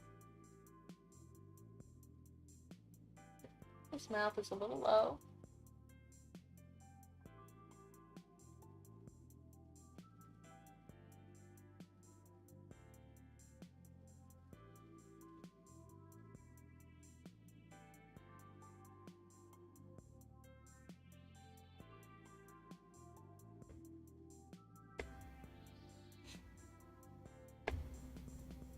Josie says, Rayer, the OG Isekai.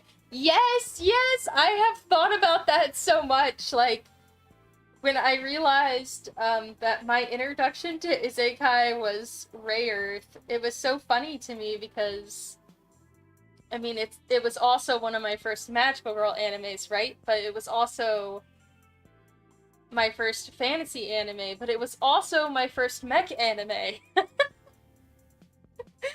Like, they combined like every popular genre and made something so amazing. I'm just always in awe of Clamp when I think about it, but yeah, I love Rare. I heard that it's getting a reboot, actually, which is really exciting because I think that the anime could have benefited from a little bit more budget, and so I hope they give it that instead of just doing like a low budget remake. Like, I hope they give it the budget it deserves because it could be so beautiful if they you know, really go for it. It would be really cool. So I'm excited for that.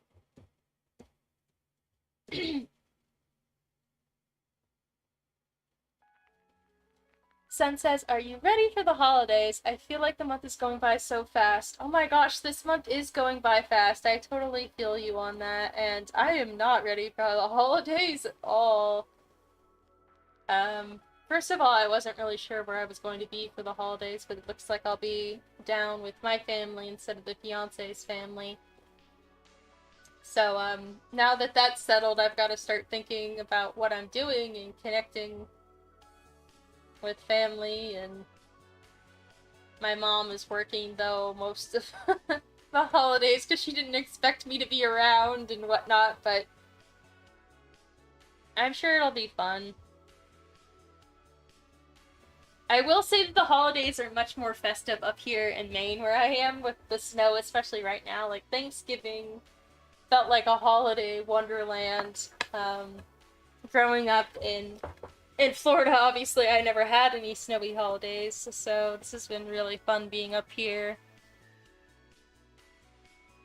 Josie says, I still have the DVDs. I'm not always keen on remakes. They okay. Yeah, I mean, remakes can be iffy. Usually I feel like it's mostly just like a It's just never as good.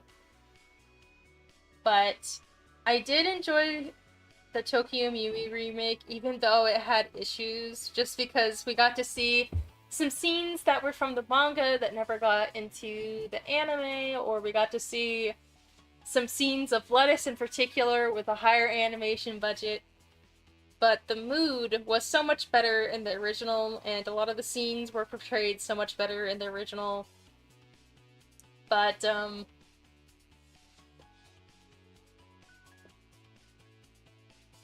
I think that's kind of my standpoint on remakes, is that they're never better. They're never better, but they can offer some interesting additions.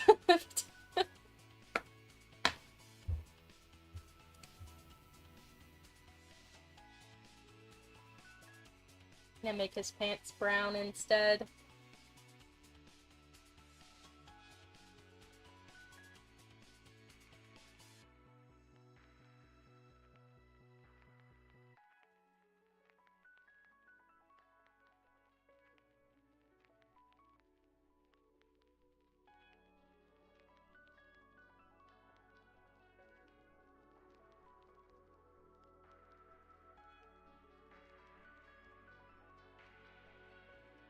Josie says as long as they don't cut out the gay parts, I'll be okay with it.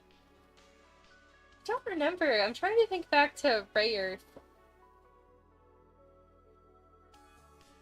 What kind of... I know that there was a lot of romance in the second half of the series. I don't know how they differentiate the two, but it's like you have the first half where it's like 1, 2, 3, and then you have a second half that's 1, 2, 3. And all the romance was really in the second one, but I only really for sure remember Fu's romance with the Secret Prince guy, Hikaru, who had the two love interest people, and I don't remember.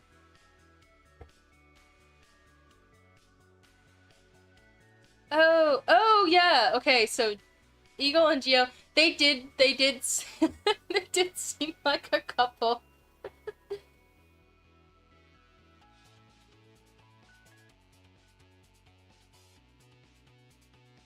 Okay, I know what you're talking about then. I mean, if it's something from Clamp, like, I don't think that they will change the storyline any on that. I don't remember how they handled that arc in the original series, like the animated series. I remember the second arc being very different, but it's been so long since I've watched a lot of Ray Earth, because every few years I restart to watch Ray Earth and don't get to the second arc for some reason. I just never make it there.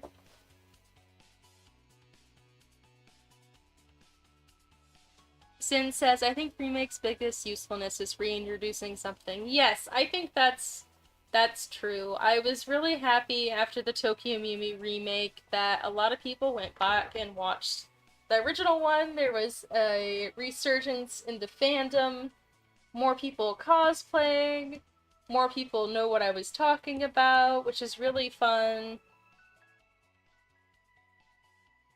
Since when I first started going to conventions, like, nobody, at least appearance-wise, or like when I had fan art, they didn't seem to recognize Tokyo Mew Mew, and then by, 2022 or whatever, everybody knew Tokyo Mew Mew, which is really cool. Josie says, I need to rewatch now. Did just get a new DVD player. Oh, that'd be fun, yeah! I'll totally rewatch.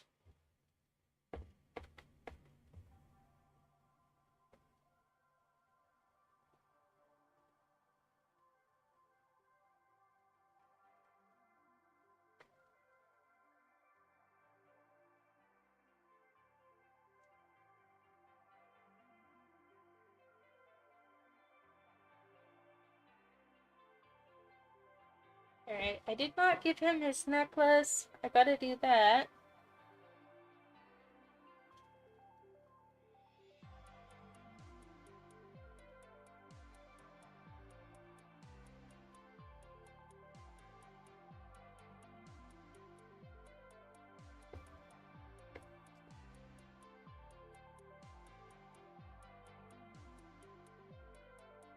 I also wanted to do some laces on his corset.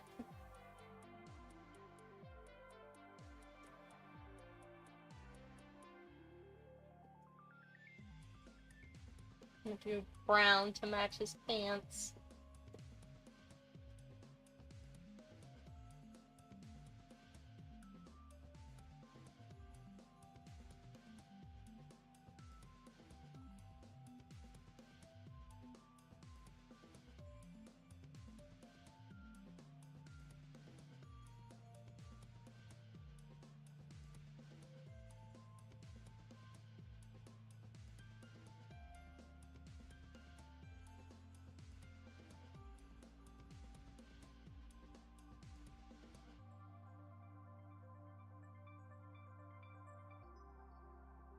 Some line art on that.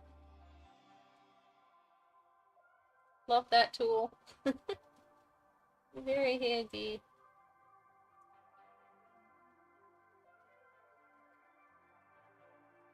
Josie says, I wonder if I'll cry as much as I did the first few times. With Ray Earth, probably. Sometimes you cry watching Ray Earth. You're right, sometimes you do. I have reread the first, I would say like the first arc, the first three, the Princess Armorlard arc. I don't think I'm saying her name correctly, but you know. I've read it probably like every year for the last few years, and it hits me hard every time, even though I'm 100% aware what's about to happen. And there's that chapter where they go inside of the mirror well glass thing, and they have to like face their biggest like fears or weaknesses, and that chapter always makes me cry. It's so good. I love Ray Earth. And one of the things that I like most about Ray Earth is that it really is like part of the Neverending Story, and I won't stop talking about this to anybody who will listen, but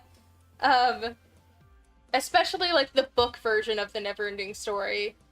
And it's really confirmed in the last page of the whole series at the end of the last arc, where Hikaru invites the reader to put in the name that they would want to give the magical world, and that being part of like the never-ending story lore and that kind of thing, and also the subject of will being the most powerful of all and all that kind of stuff.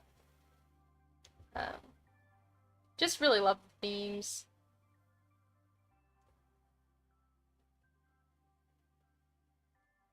I think if I could translate any classic book into a manga, it would be the Neverending Story, because it holds such a special place in my heart, and I think the movie is cute and fun and all, but unless you read the book, you don't get a lot of the actual, I feel like, messages of what he was actually going for. And there's so many interesting, insightful things that happen in the book that don't in the movie, and they're really fun to draw. Like, I've drawn a lot of fake comic book pages in old sketchbooks and things of the Neverending Story, like as manga. Another big one is that I think it'd be really fun to draw, I don't know why this doesn't have a save button, so I'll just resave that. Anna Green Gables as a manga, but since I thought of that idea, somebody else has done it, which is fine, because I don't have time for that anyway, but I love Anna Green Gables, and think it would be so much fun to draw all the funny scenes in it. Josie says, I love reading manga adaptations of classics. Jane Austen is top-tier shoujo. Oh, I'm sure it is. I'd like to pick some up.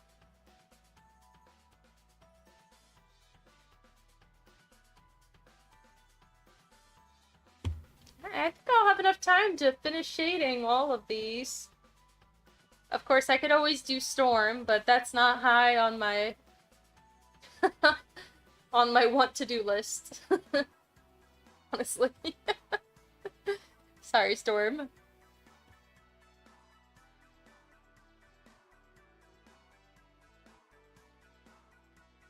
I think as far as characters that people are gonna want as stickers first, I could probably go with some different characters.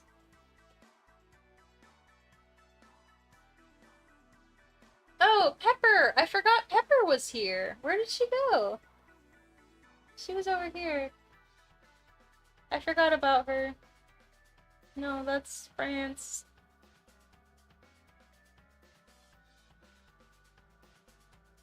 No, that's France again.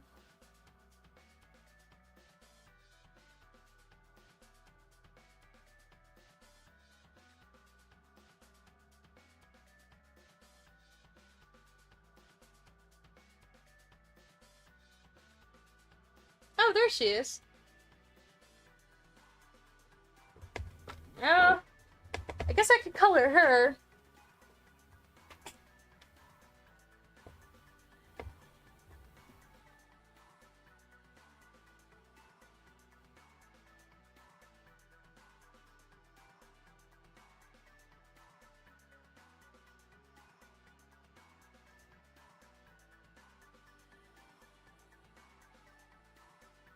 She disappeared. I must have turned her off at some point, but here she is. I forgot about her too, which is pretty bad.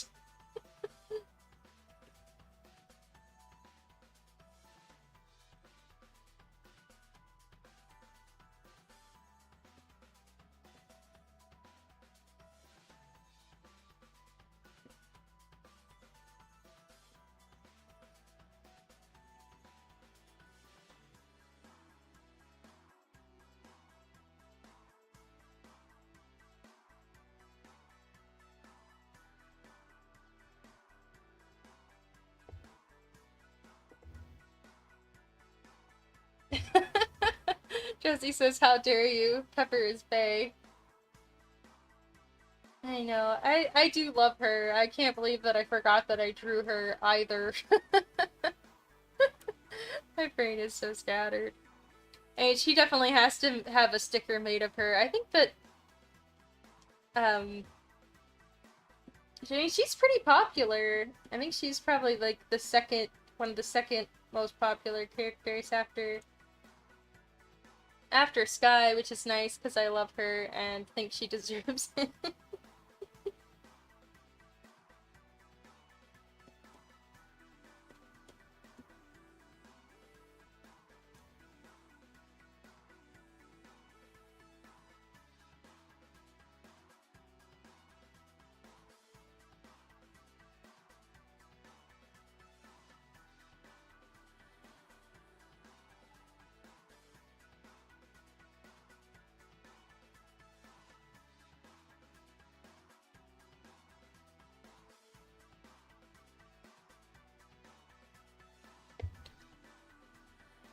Or she was like the fourth character that I made up for Magical Princess Sky.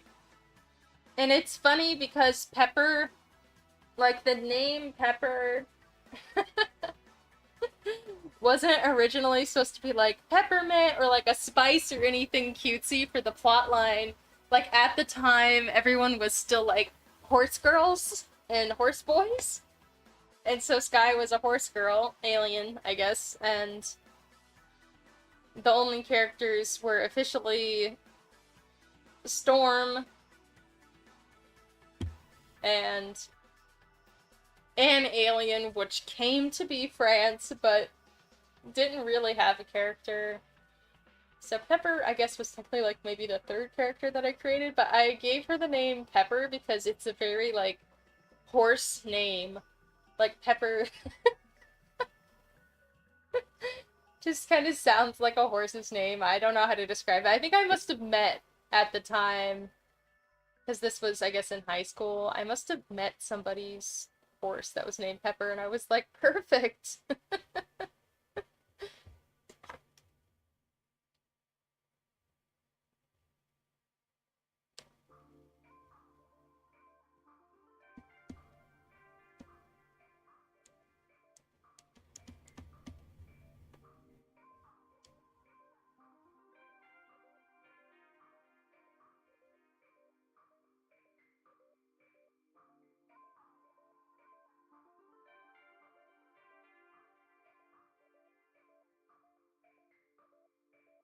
Pepper always dresses like she's going to a boarding school or something, but it's so cute.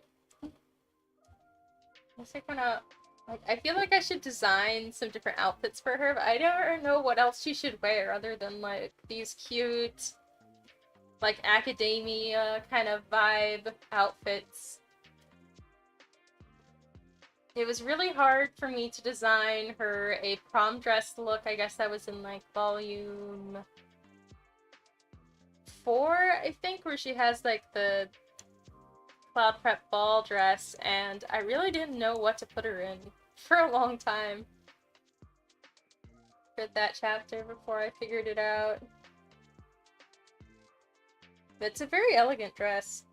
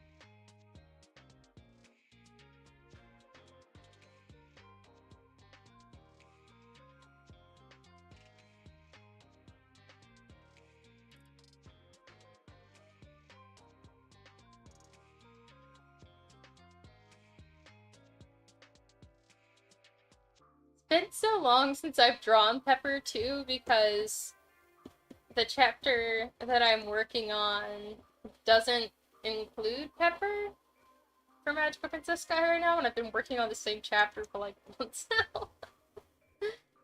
Yeah, so it feels refreshing to draw her as it's been so long.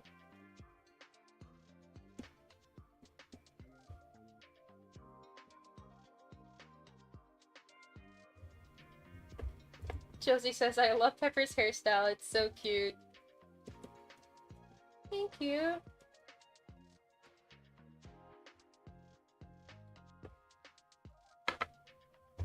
I know it's not the same, but it was partially inspired by Fu from Magic Knight Rayearth's hairstyle.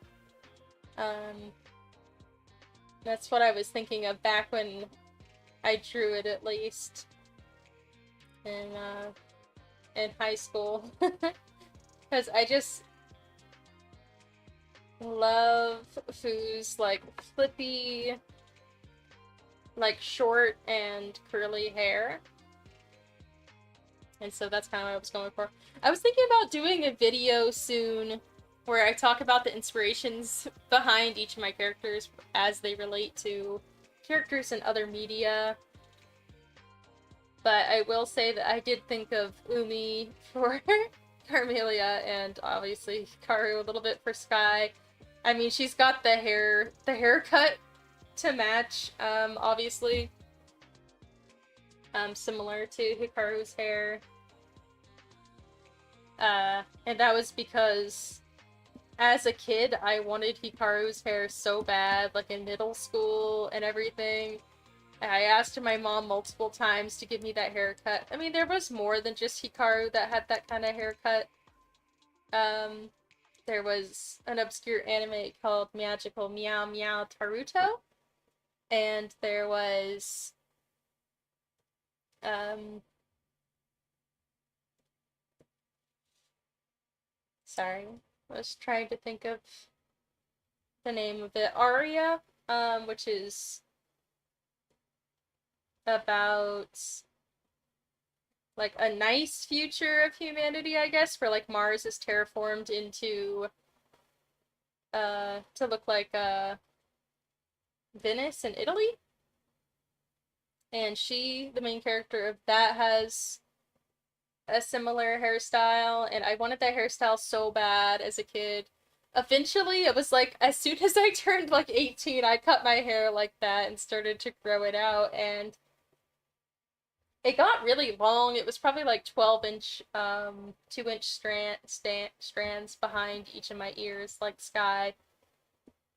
Eventually, I cut them off though because one night I rolled over and got them tangled around my neck, and I thought they were gonna strangle me, and I was just kind of tired of them at that point. I was like, it's time for these to go, but I was really happy that I got those few years with my dream hairstyle.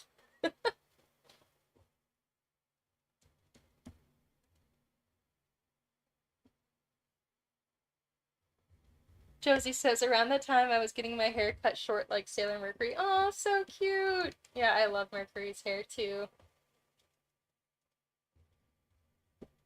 I don't know if we see a lot of anime characters with like short, poofy hair these days. Maybe I'm mistaken, but I think it should make a comeback.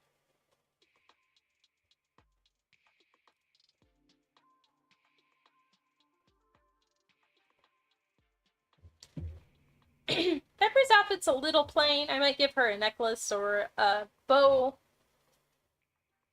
or something, but that's good for now.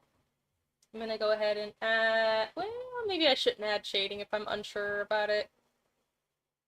And London needs some details before I shade him. He needs his necklace. So I'm gonna just shade Anise for the moment. One of my extended family members at Thanksgiving was talking about how she put anise seed in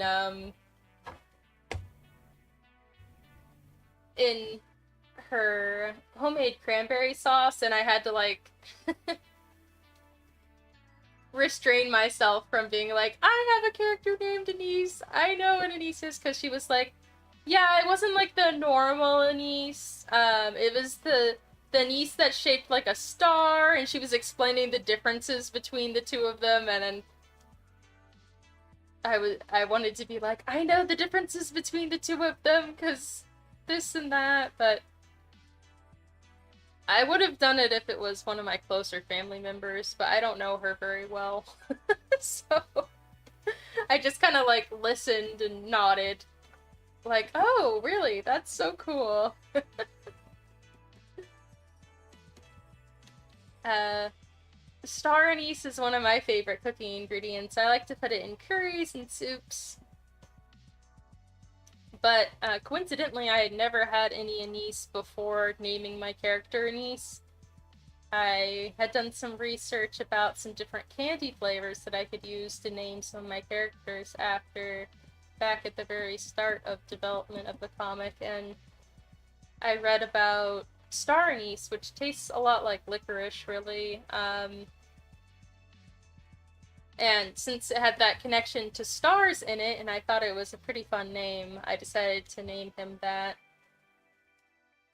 And I only had actual star anise like I'm gonna say like maybe a year or so after publishing volume 1. But it's good because I do like it, and I use it around the house quite often.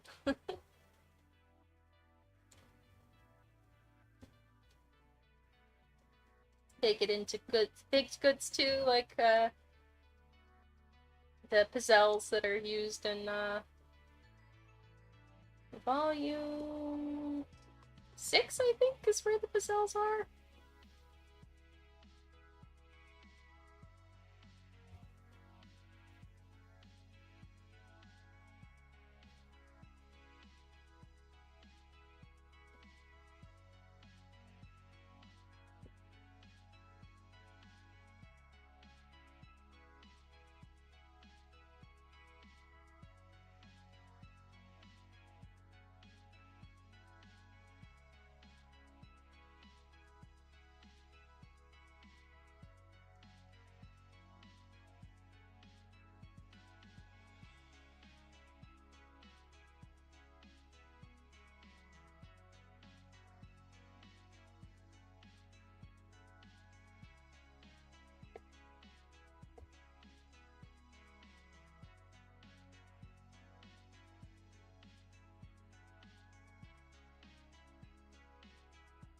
not sure if this is actually the same shade of purple that I was using previously.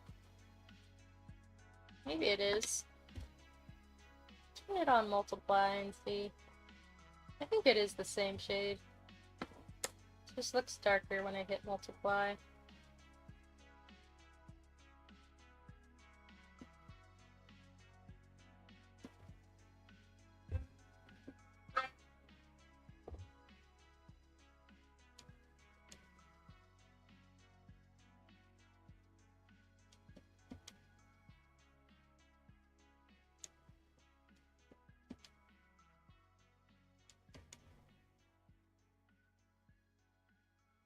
I'm gonna do his ear fluff.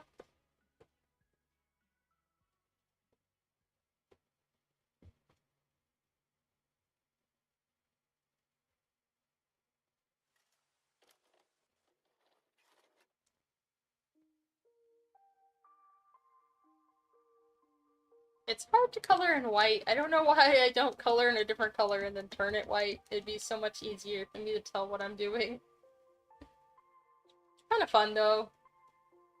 The mystery of if I actually got it correct or not. Okay,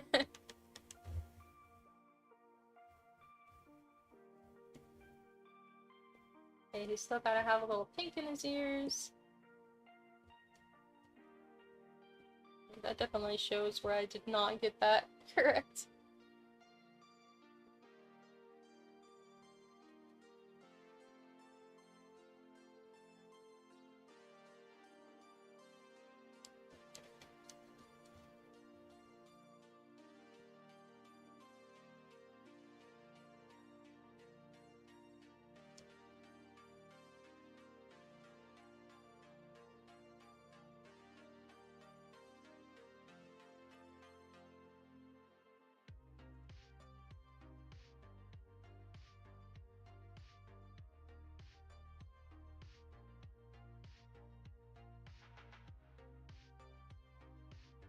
Down to 20%. I'm gonna do another one for any darker details.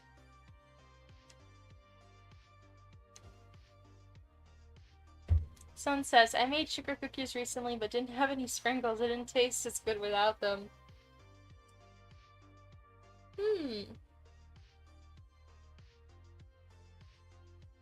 I haven't made sugar cookies in a long time. I didn't realize the sprinkles made such a big difference. The last thing that I baked was for Thanksgiving. I made some French bread from scratch, and I also made cinnamon rolls from scratch. The cinnamon rolls were a kind of different variation that I came up with, though, because apples are really tasty this time of year here, and did like a apple pie filling almost inside of the cinnamon rolls, with instead of the kind of like white sugar glaze that's typically on cinnamon rolls. Instead, I did like a homemade caramel sauce, which was pretty good. I liked it. It was definitely a very breakfasty tasting food. Not as sweet as normal cinnamon rolls, but still very heavy on the cinnamon.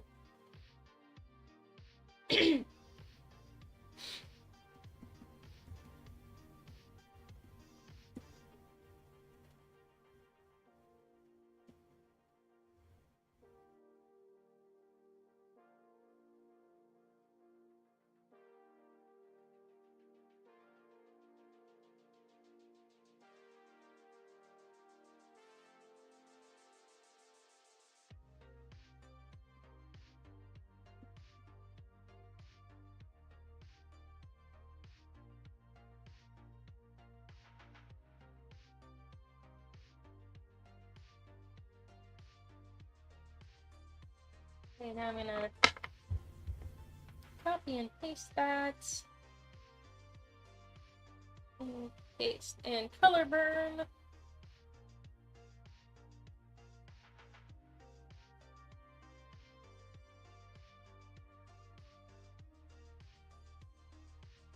I should put Carmelia back.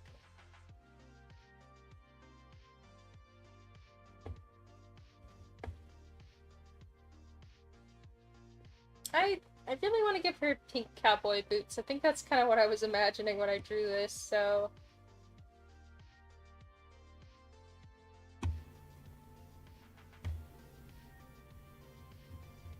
I'll turn the whole thing pink, maybe, and see how it looks.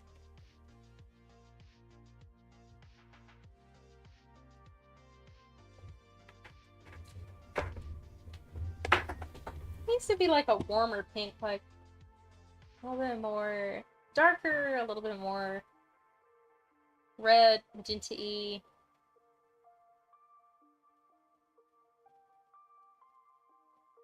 I don't know if that's too much as a whole outfit, but I like it.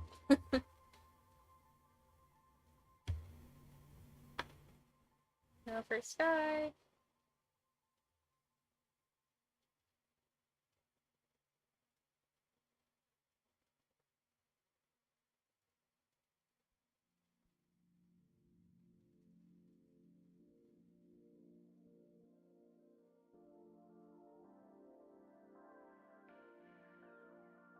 Trying to get away from the purpley, or like a dark periwinkle or something.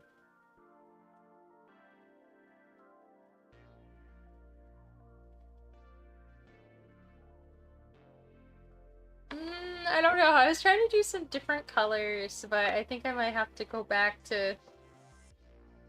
I have to go back to sky blue. I don't know.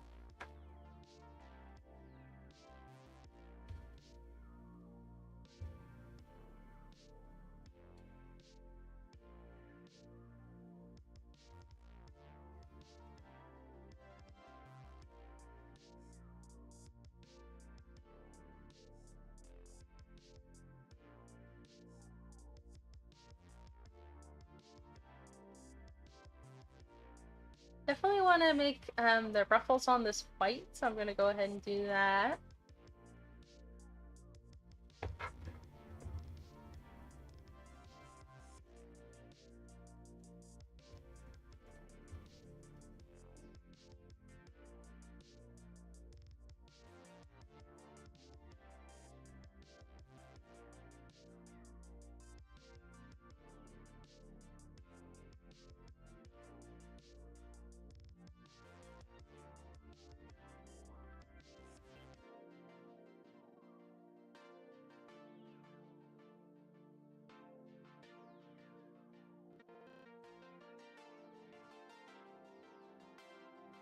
I do the inside of this too.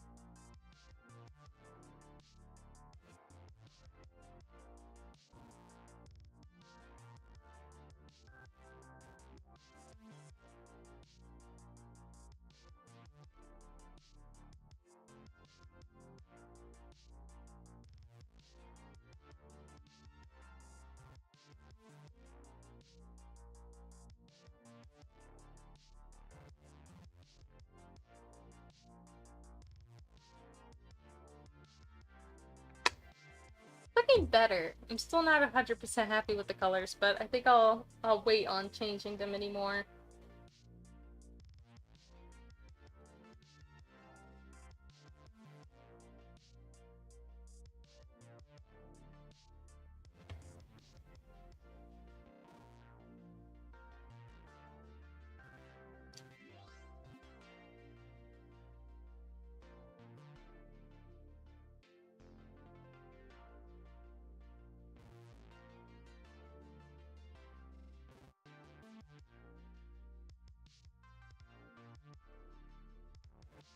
Go ahead and start on Pepper. I think I'll go ahead and finish her, and if I feel like she needs some more accessories. I'll just add those on and deal with that then. Since I'm feeling pretty productive right now, and this is more productive than how I normally feel, that's for sure. So I just want to get this done before I have to go.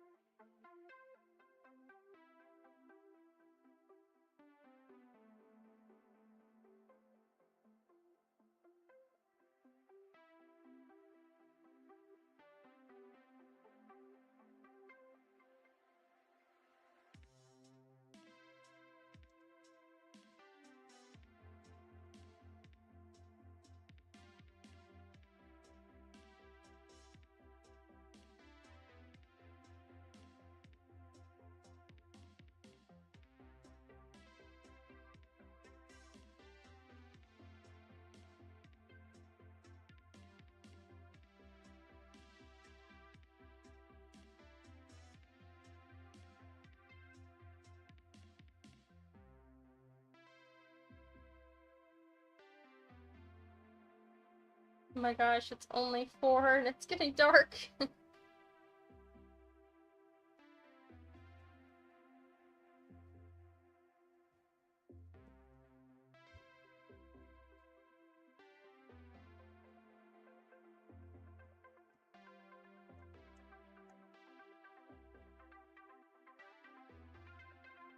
Makes me feel like it's so late at night.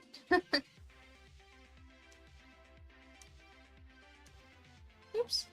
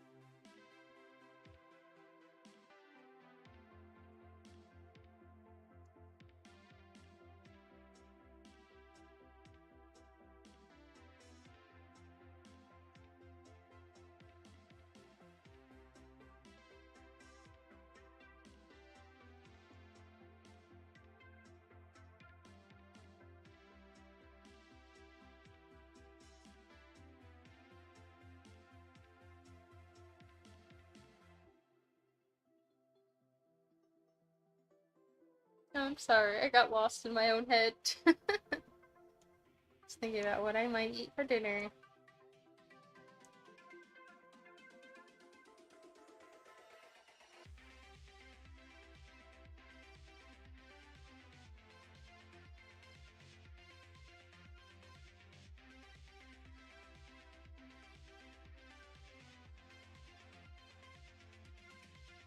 Okay, now another multiply layer. For anything a little darker.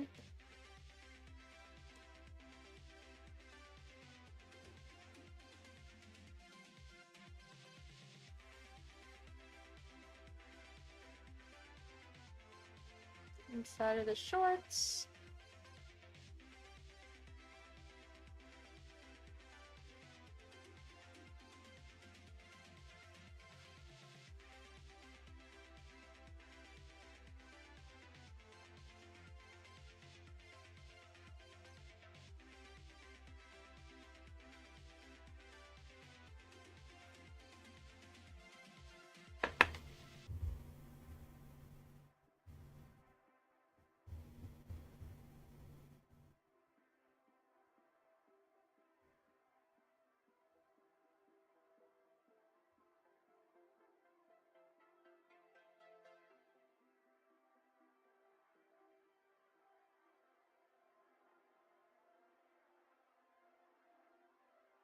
cute.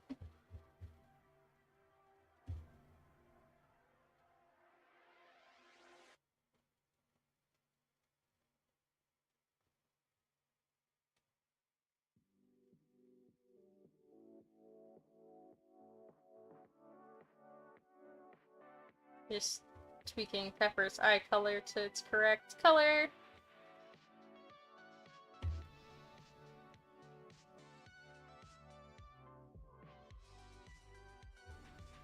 Do some shoe shines.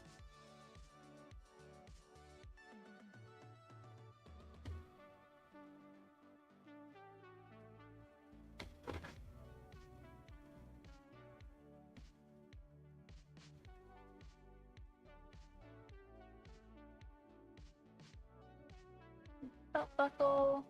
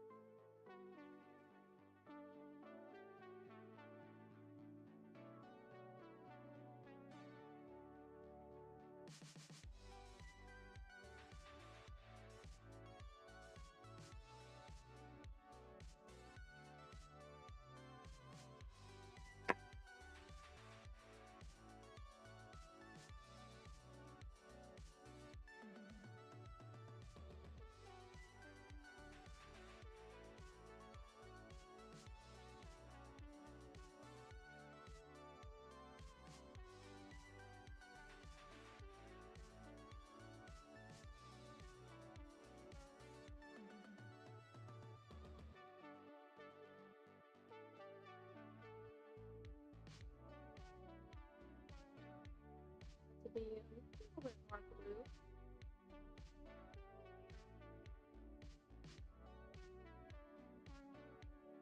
I think I'm liking that color combo better, but it's still not 100%. I like the yellow, but I'm gonna see what happens if I change it to mint to blue, which Sky looks so good in. Oh, it looks way cuter. Okay, I'll have to play around with that.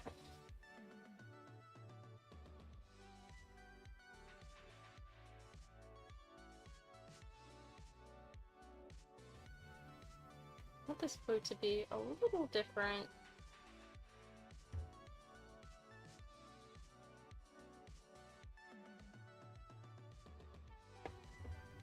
There. I thought the neon, like, electric blue looked a little too futury. Oh, I forgot to put shinies in his hair.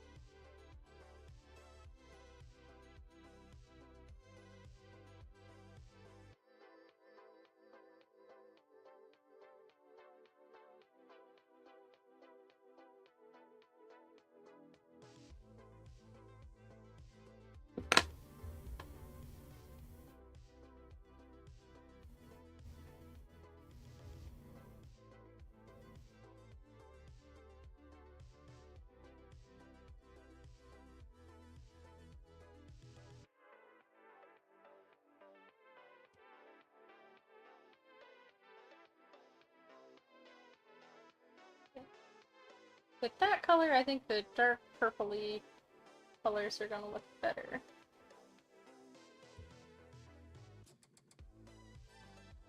Ah, low-key like the yellow more, huh? Oops.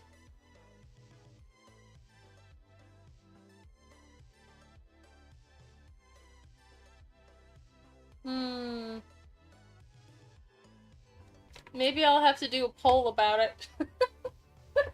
See what other people like. I'll have to choose like a shoe and sock combo. I did think the yellow was pretty cute, but I just couldn't find a color I liked for the jacket with the yellow. Oh, I could try pink! I don't know why I didn't think of that before. Let's see.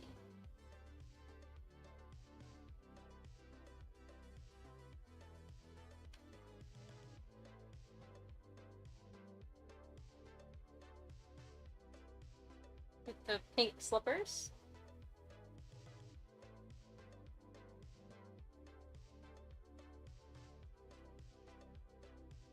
Her slippers are canonly pink, so I could just leave them that way. Like, almost a more corally pink, but she's known to wear corally dusty pink.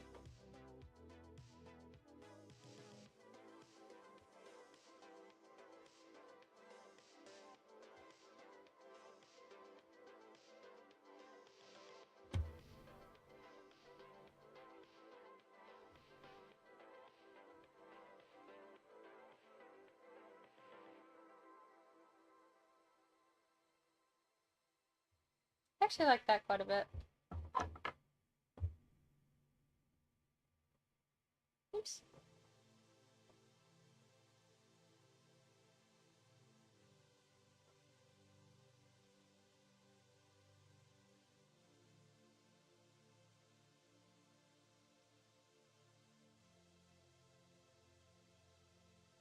Oops. Oh, my pen dropping out. There we go.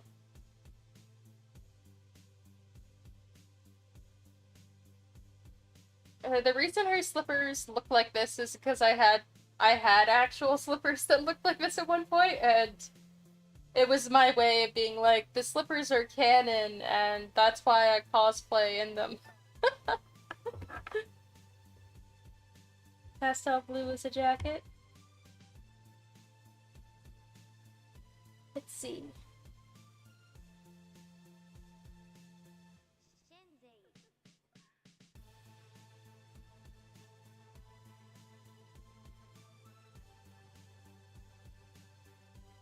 Could work. Let's see this one.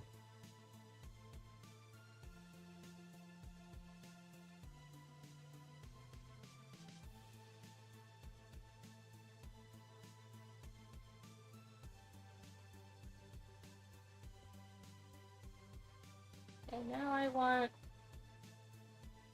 Pepper to potentially wear a different shirt color.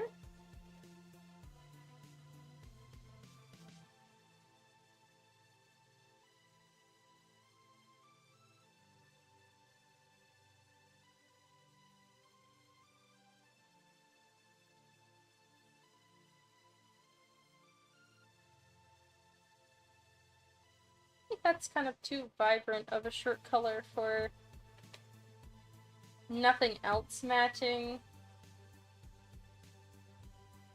But definitely matches the lineup a bit more. So maybe I could do something different with her socks.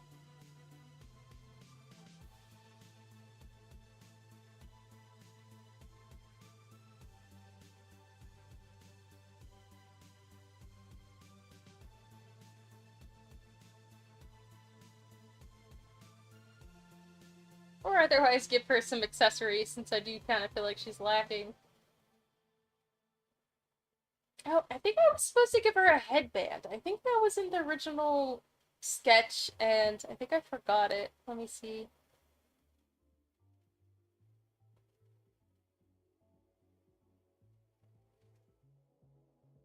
It does kind of look like it's supposed to have a headband.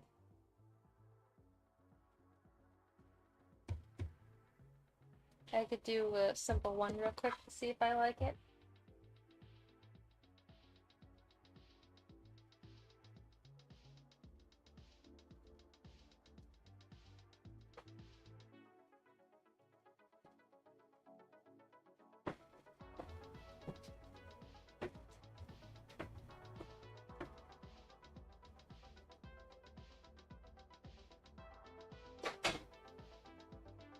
would look cute.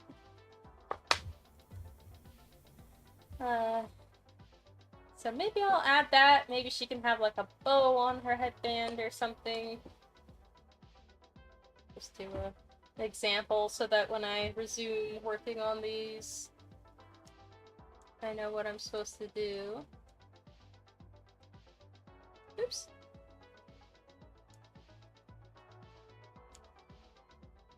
Anyway, something like that, I guess.